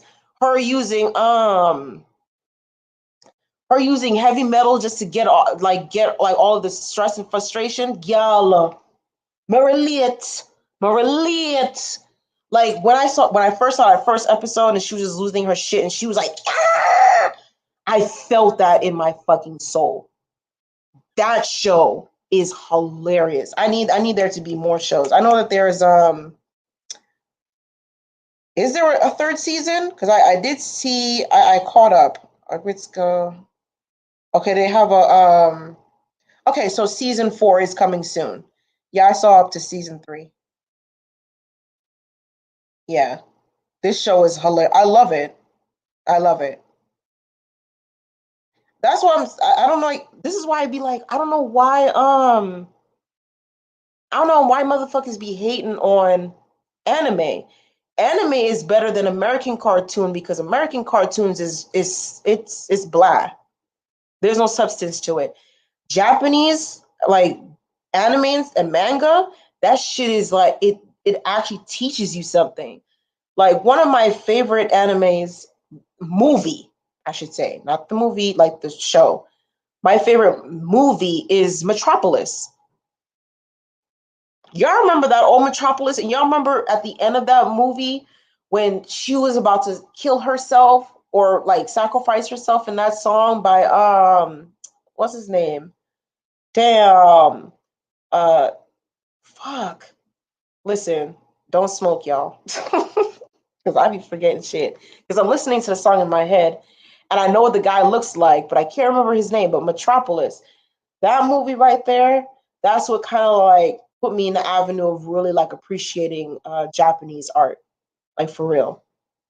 Oh, you listen to metal? And so then did you watch that show back on Adult Swim? It was called Metatropolis. Bruh, listen, I can't tell you. I don't know how to pronounce this shit. But yo, you remember that show I'm talking about? Where it was a group of heavy metal band. What you call them niggas? They were in a band and they were heavy metal. Man, that shit Metalopolis? Fuck, I can't remember. That show was hilarious. That was a pretty good show. My mom didn't like me watching that show. She was like, "No, that's some demonic shit," but I loved it. Oh, Mika, hi. Oh, now you want to be good? Right when I'm about to get off this live? You want to be good and sit next to mommy? Hi. Yeah, my cat, she be acting a fool. But nah, for real though, I might like on my other channel. That was definitely something I want to talk about on my other channel. It's just different, all these different cool anime shows, and just like I guess watching them because they have some really good ones up on Netflix, and they put some really good ones back on Hulu. So I definitely want to get back into watching them. Okay, they put Stargate SG-1. Okay, okay, okay. Oh yes, oh yes, oh yes. They listen. Of course, they put all of this good shit on when COVID is going on. Yeah, okay. I'm not gonna lie. I might rewatch the Parkers on here. Oh, Meta. Yes, I don't know how to pronounce that, but yes, that show. Yeah, my mom did too. Yeah, I had to sneak watch a lot of anime. I couldn't watch. I couldn't watch any of that shit. Like, oh yeah, Pokemon. Oh yeah, there was a couple books written about how Pokemon is demonic possessed monsters and all kinds of shit. Yeah, they went in. I still play the fuck out of that game, and I still watch the fuck out of that show. Who gonna stop me, boo? Oh, see, Rocket Team. I don't know how that's demonic. I think it's because it was just kids being bad. Oh no, I'm sorry. Is that Rocket Team or Rocket Power? I can't remember. Oh wow, you digging up in the archives, sis. Damn, it's been a minute since I've seen that name. But not for real though. I will be probably talking about more about this on my other channel because I definitely want to go through watching Samurai Champloo and just going through like the art and how perfect that fucking show is. Like motherfuckers is asleep because the show is perfect, the art is perfect.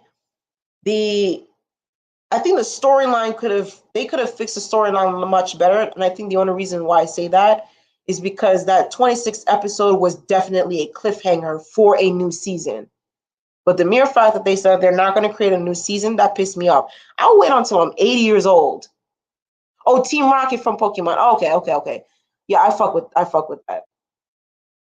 They were funny as hell. The Rocket team. I don't know how they were yeah, I guess we all lived the same childhood because the only times I was able to watch Pokemon Inuyasha. Ooh wee. My mom was hell against that shit. She was like demon sword. What? Yeah, yeah. Christian parents. They're the worst. But of course they're the ones that made us who we are today. Yeah, I think so too. We were very obsessed with anime. I sure was. Okay, so you said Ergo Proxy. I saw you were mentioning that earlier. That does look familiar. Hold on, let me look that up because I was watching just anime and not really taking consideration of the name. Hold on. Yes. Bro, I saw the girl's picture and I knew exactly what you're talking about. Bruh.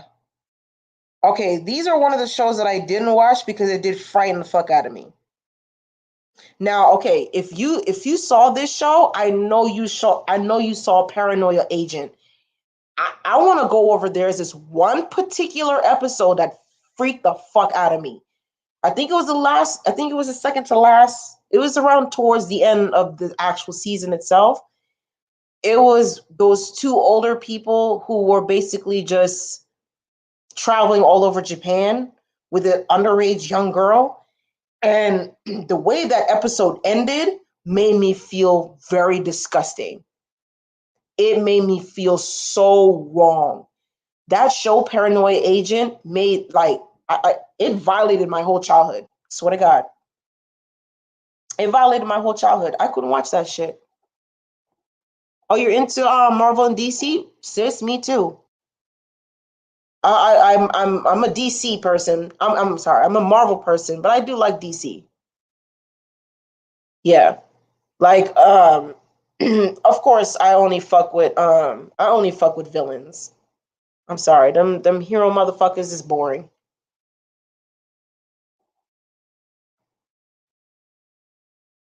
Mm-hmm. Yeah, as a kid, I didn't understand. I didn't understand Paranoid Agent, but it just made me feel very uncomfortable.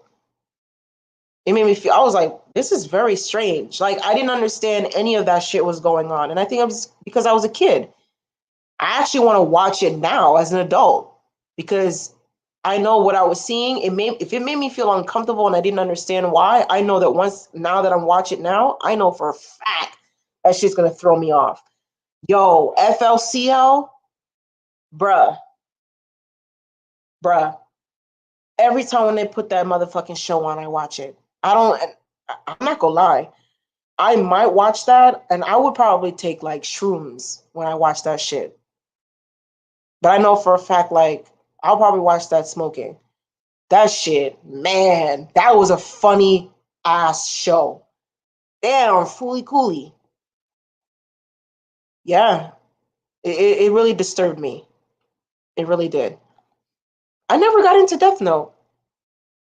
I saw, I think, the first 4 episodes, and I kind of like stopped watching it. And then I heard that they did the that human adaptation movie. I was like, hell no. I was like, hell no. It said I couldn't get into Foco. You couldn't get into the show. It was too crazy. I think you had to be tripping for you to watch that show. I don't think you can watch that when you're sober. You have to be drunk on shrooms or high or something. You can't watch that shit not high. I never seen Death Parade. I've never seen that one. There's a lot of listen. You saying that you came into Death Note just now? I just started rewatching Naruto. Like I just released it. I just started watching that. Spider Verse was awesome. That was really good. I was like, okay, well, damn, y'all gave homeboy Latina mama, but okay. I wish she was Afro Latina. And y'all put a little bit of kink in her fucking hair. Whatever. It is what it is. Oh, I think Tyler about to come on. They about to go in on these niggas. Or they're about to give me my award. So I want to make sure that I'm early for my attendance. Looks like everybody's waiting and stuff like that. Oh, JoJo's the Bizarre. Okay, so I get a lot of gay vibes from that show. So I don't know how I'm supposed to like. I saw the first couple of episodes, but I didn't fully watch it. Yeah, I was kind of mad that they did make him a little mixed. I'm glad that they made him look. I'm glad they made Miles look more black than like your typical, you know, um, racially ambiguous looking kid. So I was glad he had a little kink in his hair, a little bit of kink. But I wish his mama was an Afro Latina. I have no issue with her being Puerto Rican, but could she at least look like Amanda Negra or whatever? Oh, here's my bestie, y'all. Please just subscribe to his channel. Yeah, Jojo. Yeah, we know you like that show. He tried to get me to watch that show, and I can't watch it. Y'all subscribe to his channel. He posts up some really good like Freemasonry topics, and some dope ass music. That song that I listened to earlier, the Earth Gang. Thanks, Slow Mode. I love that song. I've been playing that song like hardcore, and I played it like twice on this stream already. Okay, so Dragon Ball GT, I didn't like. Dragon Ball was good. Dragon Ball Z was good. I didn't like GT. And now I'm seeing that they have these new shows, the new ones. I think I can't remember what you call it now. I haven't watched any of those. Yeah, I haven't watched any of those new shit. I kind of stopped watching that GT. I was like, ugh, ain't nobody give a fuck about Gohan ugly ass. Like, for real, I didn't give a shit about none of that shit. I didn't care about Gohan. Homeboy was looking crazy. So I was like, ugh, whatever, fuck him. Oh yeah, I did spoke on video games earlier. And also, my homeboy, Slow Mode, he does video games as well. He does old classic video games. I think he is doing one now with, is it the Resident Evil, the old one from '96? Let me know in the chat, Slow Mode. I had to someone tell me I look like Miles Morales, and I'm like light skinned, but because he's biracial. See, I don't think Miles would have been considered biracial because his mom she didn't look like a white Latina. She just looked like a regular like like mixed Latina type of girl. Okay, so you are doing content with the Resident Evil? Okay, cool. I've actually been tinkering with the DJ virtual app that you were telling me about earlier. Bro, I can't import any of my iTunes songs on here. For some odd reason, they're saying that they can't find it on my iTunes. And I've been trying to put it on there and I can't put it on. Oh, okay, so it's Dragon Ball Super and Dragon Ball Heroes. Yeah, I haven't watched any of that. I haven't watched any of that new shit. Yeah, I would watch it, but I don't know what to watch it on. I don't have cable, so I don't be watching it. Goku is a deadbeat dad. Like, real talk. Especially when that nigga died and he was on that damn dragon thing. And he was trying to find his way back to Earth, bro. I was like, nigga. I was like, bruh, Lord have mercy. It's funny though. I'd be laughing, but it is what it is, man. It is what it is. Mm-hmm. Not forget to subscribe to my channel, y'all.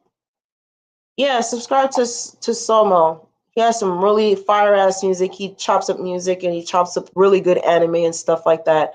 There's this one video that he did. There's two actually, and I told him the other day about this. He did one. It's entitled "Drunk," and I don't know what clip he used in the anime clip, but the way he fucking matched up what the characters was talking with the music, and it was entitled "Drunk" by Thundercat. That shit was fire, masterful. It was perfect. Slow mode. Good job on that. And then also that what other one that I was telling you about? The weight one. Since we're talking about Dragon Ball Z, he did one with when y'all remember when Goku was training and he was in one of those little those pressure pods. He was doing a weight training. He matched up this song entitled "Weight" by Freddie Gibbs, slow mo that fuck shit, and put it with that clip. Bruh, shit was fire. Shit was fire. I was smoking on something and watching it, and I'm like, this shit is fire. This shit is fire. I sat there and I watched it maybe like 2 or 3 times. I'm like, this dude, I don't know how he did it, but he did a very good job. He did a very fucking good job. Of course, love, of course. You know I love your work. You do some really good shit. And you still need to show me how to do that stuff. And I still need help connecting my iTunes. And he drew this, guys. He drew his I want him to draw me something as well. Cynthia doesn't hate black men. She started out upholding them, then she put out a call of action because we need our men, we need our functional, brave, and in their right minds to be our silent. Yes, ma'am. I agree. Like I've been following her since her first channel. Like her first channel when she was still on Facebook. I think I don't know if she either left Facebook or they banned her. But either one, she stopped being on Facebook. She's told us. And I remember this was like probably like 2016. So I've been following for a minute. She's always talked about white supremacy more so than about black men. And to be honest, like the conversations that she has now, she's only holding them accountable. She's not necessarily blaming them for everything. Even that whole pedogate scenario, she wasn't blaming black men.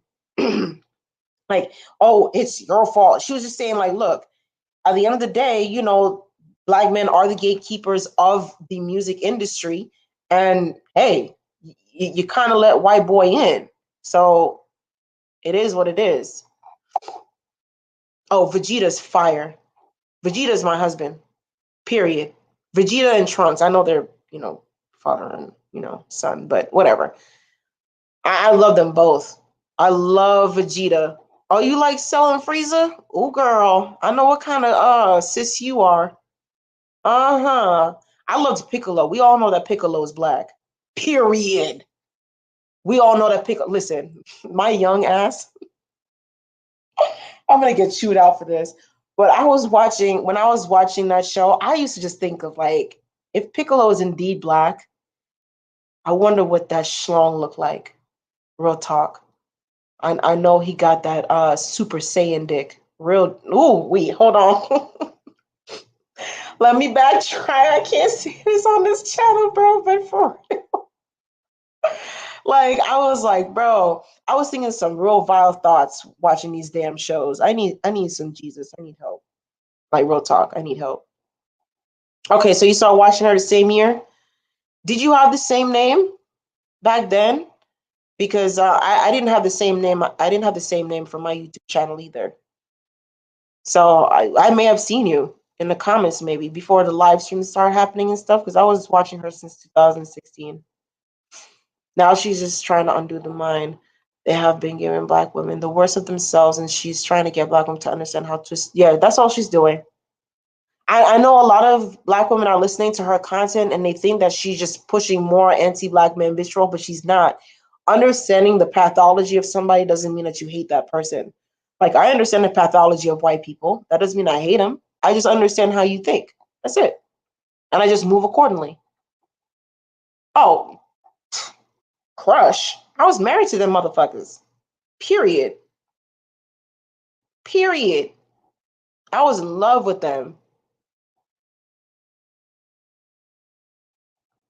Oh, yeah, Piccolo did raise him, yeah. Because he's a black man. We got to always do the fucking ass work. Like, for real. But nah, Piccolo was, ooh-wee. Ooh-wee. I know it sounds kind of weird to say that you find an anime character attractive, but think about it. Piccolo, we already knew Piccolo was a black man. That's what I'm saying. Like, if they were to ever do a human adaptation of that movie, it has to be a black man. It has. I refuse to watch it. Refuse to. Period.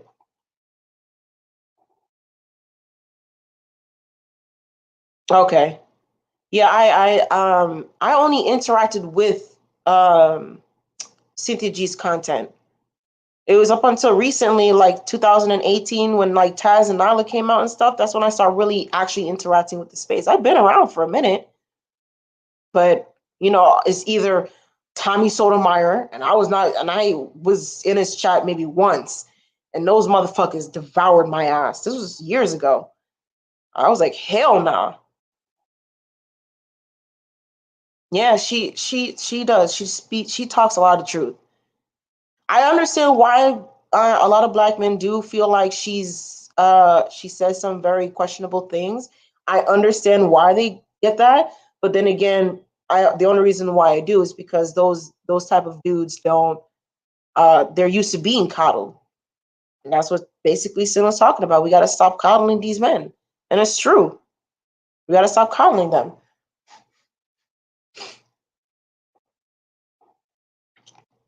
Oh yeah.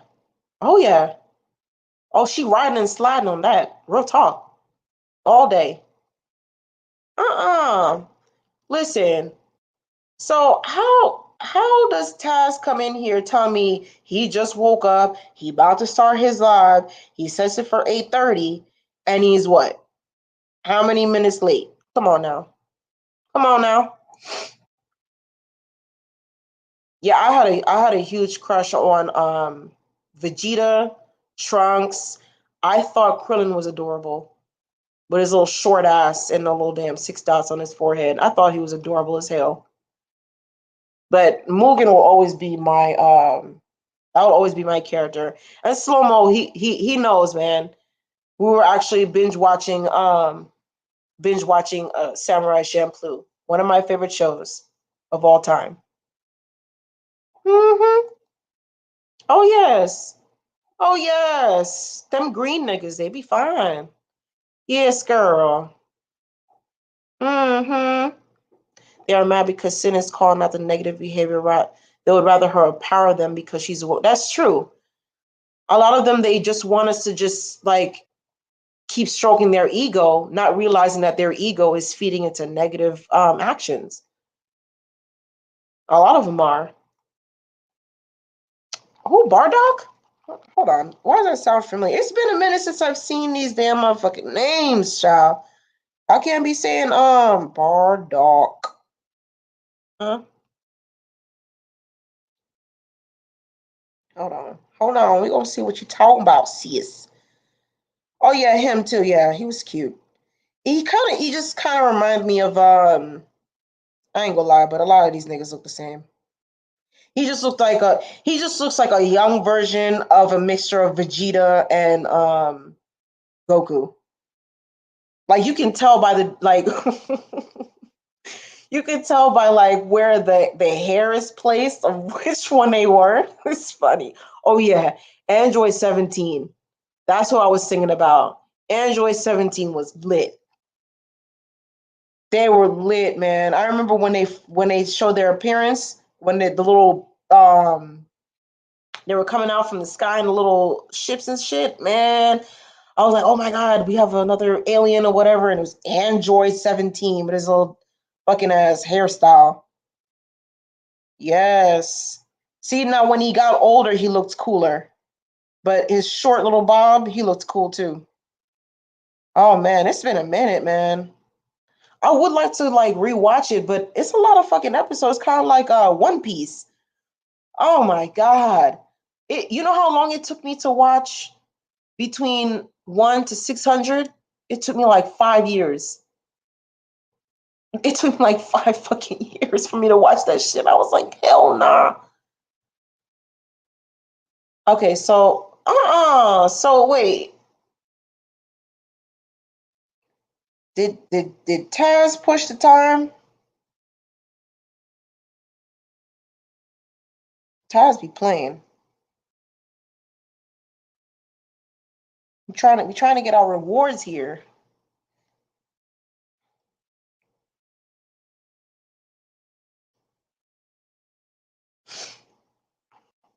Oh yeah, Majin Buu was cool. Yeah, Majin Buu was cool. Yeah, them androids was lit, man. They were just terrorizing everybody, just massacring shit, and I was just like, God damn. Yeah, there's I think there's like, oh my god, how many episodes are there? There's probably like 900 and some episodes now. Hold on. One Piece episode count.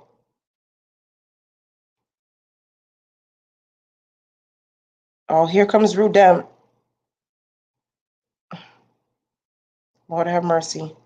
Now that man right there, he's funny as hell. He's just he's just that is something wrong with that nigga. Okay, so there's 20 seasons. So there's 20 seasons and 99 episodes each. So you do the math on that one. All right, how many One Piece? Okay, hold on. There's a question. 954 episodes. It took me 5 years to get from episode 1 to like episode 600. It's a lot. It's a fucking lot. Yeah, which version? Don't they have the fat one and the skinny one, right? My friends keep calling me or something just because I got some muscle. Oh, so you must be a big nigga. Oh, that's why you saying you're trying to be Baki. That's what you're trying to be. Okay.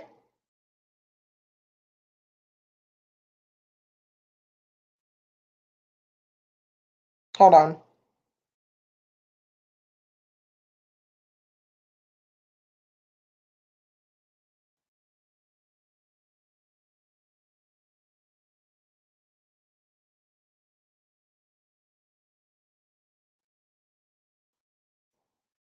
Oh yeah, the Kid Buu. Yeah. Okay, so Bleach. Yeah, I just I don't.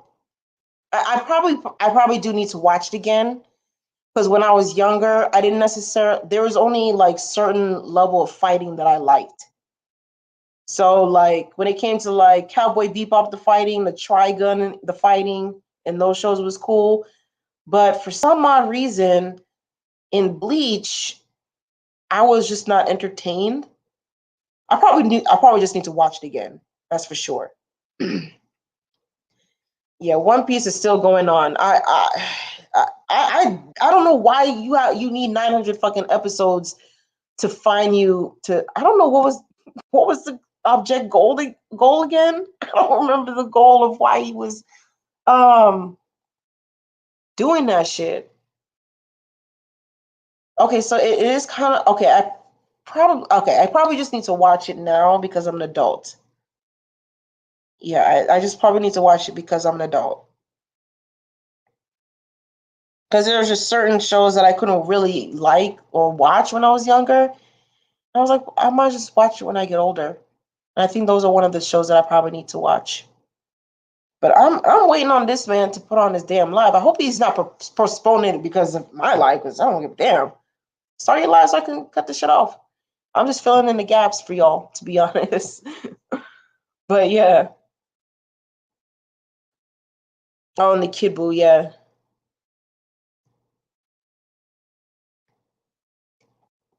One Piece is still going on. Yeah, I don't want to necessarily say I gave up. I'm just not watching it. I've heard of Fairy Tale, but I haven't seen it. It kind of reminded me of that show Hunter x Hunter. I heard that was a good show too, but I don't know. Once I see the title, I don't know. The title gotta captivate me. I need to stop being so picky and just go ahead and watch it.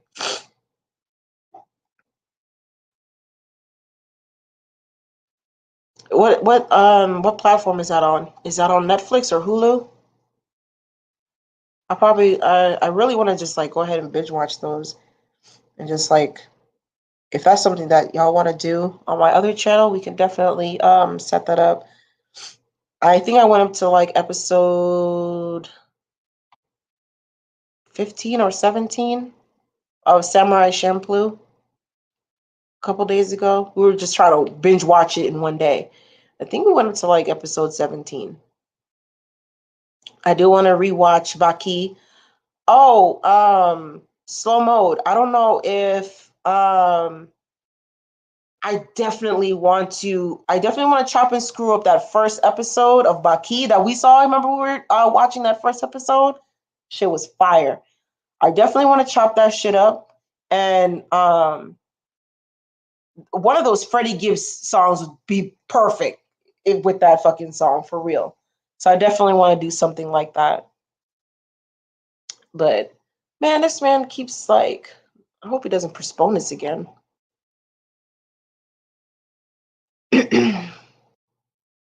But yeah, guys, it was really nostalgic to talk about these fun ass old animes and shit like that. It's been a minute. I always thought that I was like the only one that liked that kind of stuff. Cause I was like, well, I'm a black woman who's damn near almost 30 years old talking about fucking gumball and shit. I like that kind of shit. I'm still childish at heart. Bitch, I pay bills. I pay all my motherfucking bills. The least I can do is have a little bit of kitty moment to myself. And I do, I do everything else as an adult. Shit, I need to relax once in a while. And that's one of those things I love to talk about or watch is video games and stuff.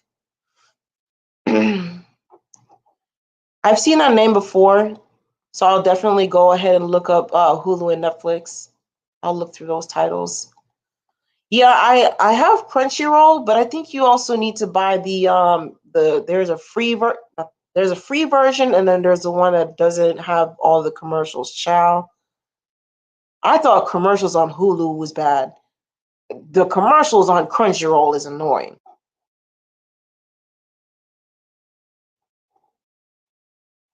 Yeah, Gumball is a very special show. Oh, okay. The show that I was telling you about before that I wanted to that kind of remind it's like the adult version. It's very adult cartoon. It's fuck. I'm mad that I can't remember it. Y'all know what I'm talking about? That show, regular show. Yes, sis. There you go.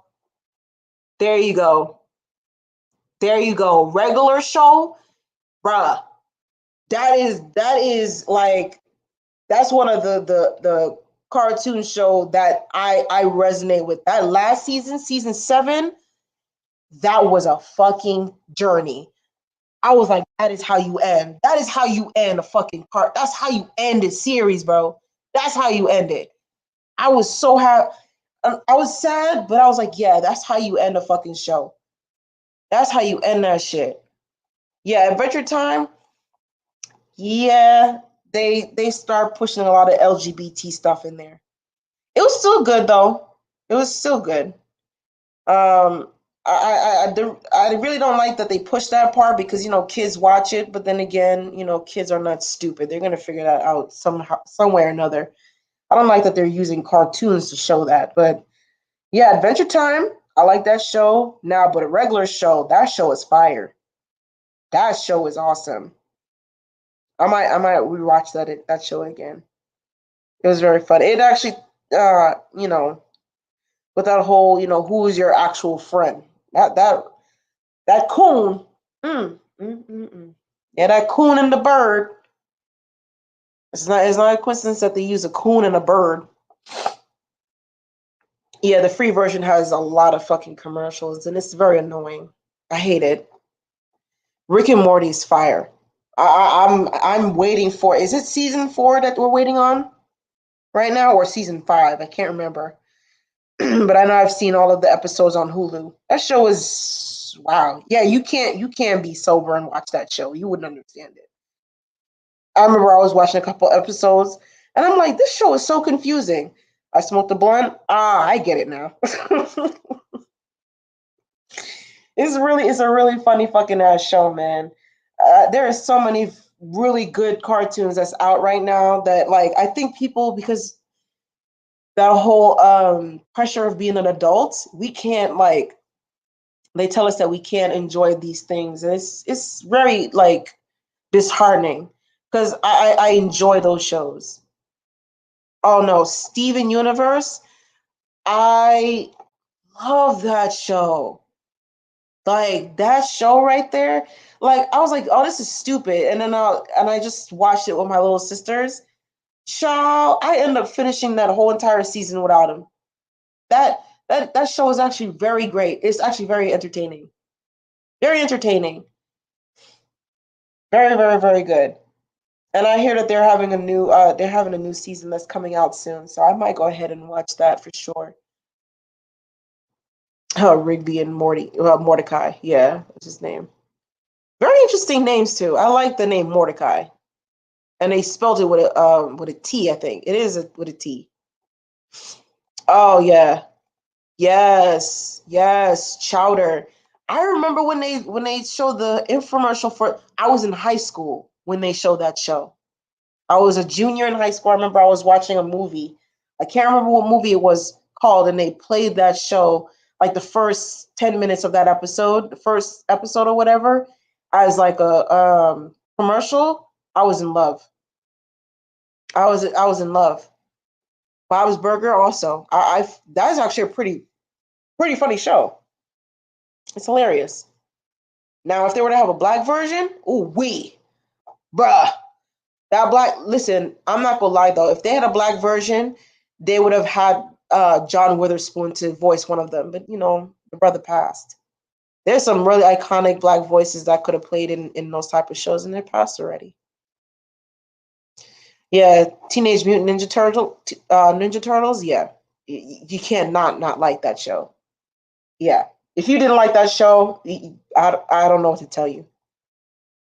Something wrong with you. Real talk, something wrong with you. The music and the music. It was definitely the music that caught me. Usually when I enjoy an anime or any kind of cartoon, it's the music that I have to enjoy. That's why I love Samurai Champloo so much. That was the first time I've ever heard music like that. I've never heard no I never heard music like instrumental hip hop. I've never seen that shit before. Oh Lord, Total Drama Island first season, the best. It was ratchet. It was extremely fucking ratchet, but it was hilarious. Especially considering when I was watching that in high school, it was funny, but it was kind of ratchet. It was really kind of ratchet. They made a Bob's Burger like show with a black dude, a white wife. Ooh, chow. Ooh, chow. Did he season the meat? Chow. Just a sprinkle of salt, and a dash of pepper. That's all I'm do. Yeah, I was watching Total Drama Island. I was like, bruh. I'm glad Homegirl won though. Wait, who won the first season? Was it the girl in the green, or was it the nerdy boy in the with the glasses? I can't remember. Because they have what? They had like 7 seasons of that shit. I don't remember any of that. I did like the black girl. She was funny as hell. Who else? Yeah, it was a nerdy kid. Ginger, the nerdy ginger. He was hilarious as fuck in that. Damn, it's interesting how like, and I know it's just like a few of y'all in here who are talking about it, but I know within time I'll find more people that actually like this type of stuff because I love. Oh yeah, Harold. Yeah, I was like, bruh, I was so confused. Central Park. What? Wait, what was it? Oh, that's what it was called. Okay, yeah, I'll have to pass on that. Mm-mm. I did hear that they have a really good show called what you call it? Um, fuck. Y'all don't ask me to remember shit after I smoke indica, y'all, because I'm a lost cause. But yeah, y'all. Not forget the subscribe to them 2 channels there. Mash up the like and subscribe. Wow, I've been on here almost damn near 4 fucking hours with you motherfuckers. Y'all ain't tired of me yet? Like real talk. But yeah, I'll probably might come back on my other channel and stuff like that. Tomorrow is Sunday, right? Cool. Well, let me see. Well, I was thinking about finishing up those other episodes that you were talking about. What was it? The Castlevania season 3. I'll definitely go ahead and watch that. Oh, you need to go to bed. What time is it? It's 9 o'clock over here. It's probably a little bit later where you are. Yeah, I've been suffering from nostalgia, not nostalgia, from insomnia. So I've been up since like I think I would say about 3 o'clock this morning, and I took a nap midday, and that was it. Yeah, I'll be over there. I'm a mod over there on I think of all of his channels. Yeah, I think he's going on in a few minutes. There's some people waiting. Yeah, Jackie Chang Adventures was awesome. Rama One Half, hell yeah. Hell yeah. I definitely gotta go ahead and see that. Yeah, you'll definitely see me there. As soon as he starts, I'm gonna go ahead and I think he's about to shut down now. Or wait, hold on. Hold on. Did he change the time again? Okay, no, he didn't. Okay, hopefully he's still gonna come on. But yeah, I'll see you guys back over there.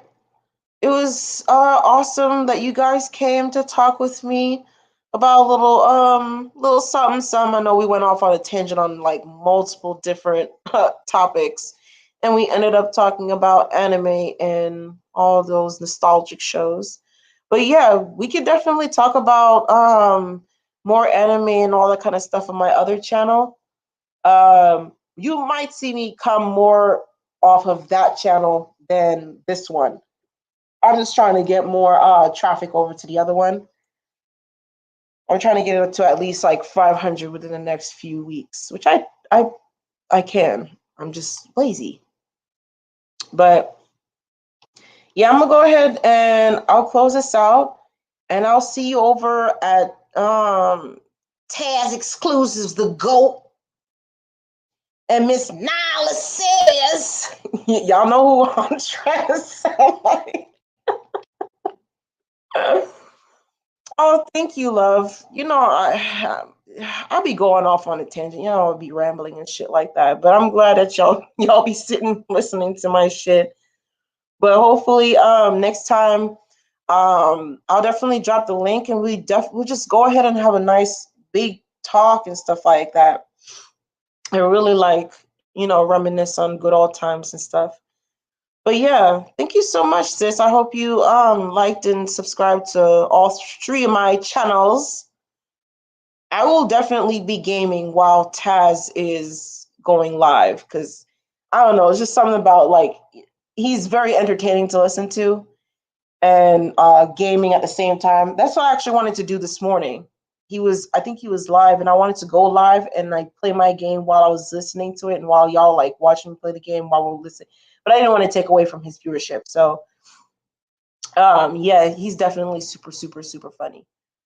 But yeah, I'll see you guys over there at the I'll see you guys at the Black YouTube Awards, and don't forget to elect me for most annoying mod, because I am I'm trying to be Khadijah Hunter here. I know Khadijah Hunter is a runner-up, but it is me. I am the most annoying mod. I am the trigger finger one. I just be missing it sometimes because I be gaming while niggas be trifling in the chat. But I'll see you guys over there. Thank you guys for stopping by and fucking around with me and stuff like that. Oh, I'll be playing my Sims. I'll be playing my Sims game. Oh, now he typed into his chat saying that he is here. Oh, whatever. I'll be playing my Sims 4. I'm actually fixing up my Black World gameplay. I'm setting up everything. So when I do my live stream, you're gonna see all nothing but Black people, and we're gonna do some pretty awesome gameplays and stuff. But he's gonna start right now. So I'll see you guys over there. Thank you so much. Not forget to mash up the like, subscribe, and share this stream. You see what I'm saying? Tell people about my rambling ass. And hopefully one day we'll have an opportunity to talk together on a chat and stuff like that. So yeah, I will see you guys over there on his channel. Actually, hold on.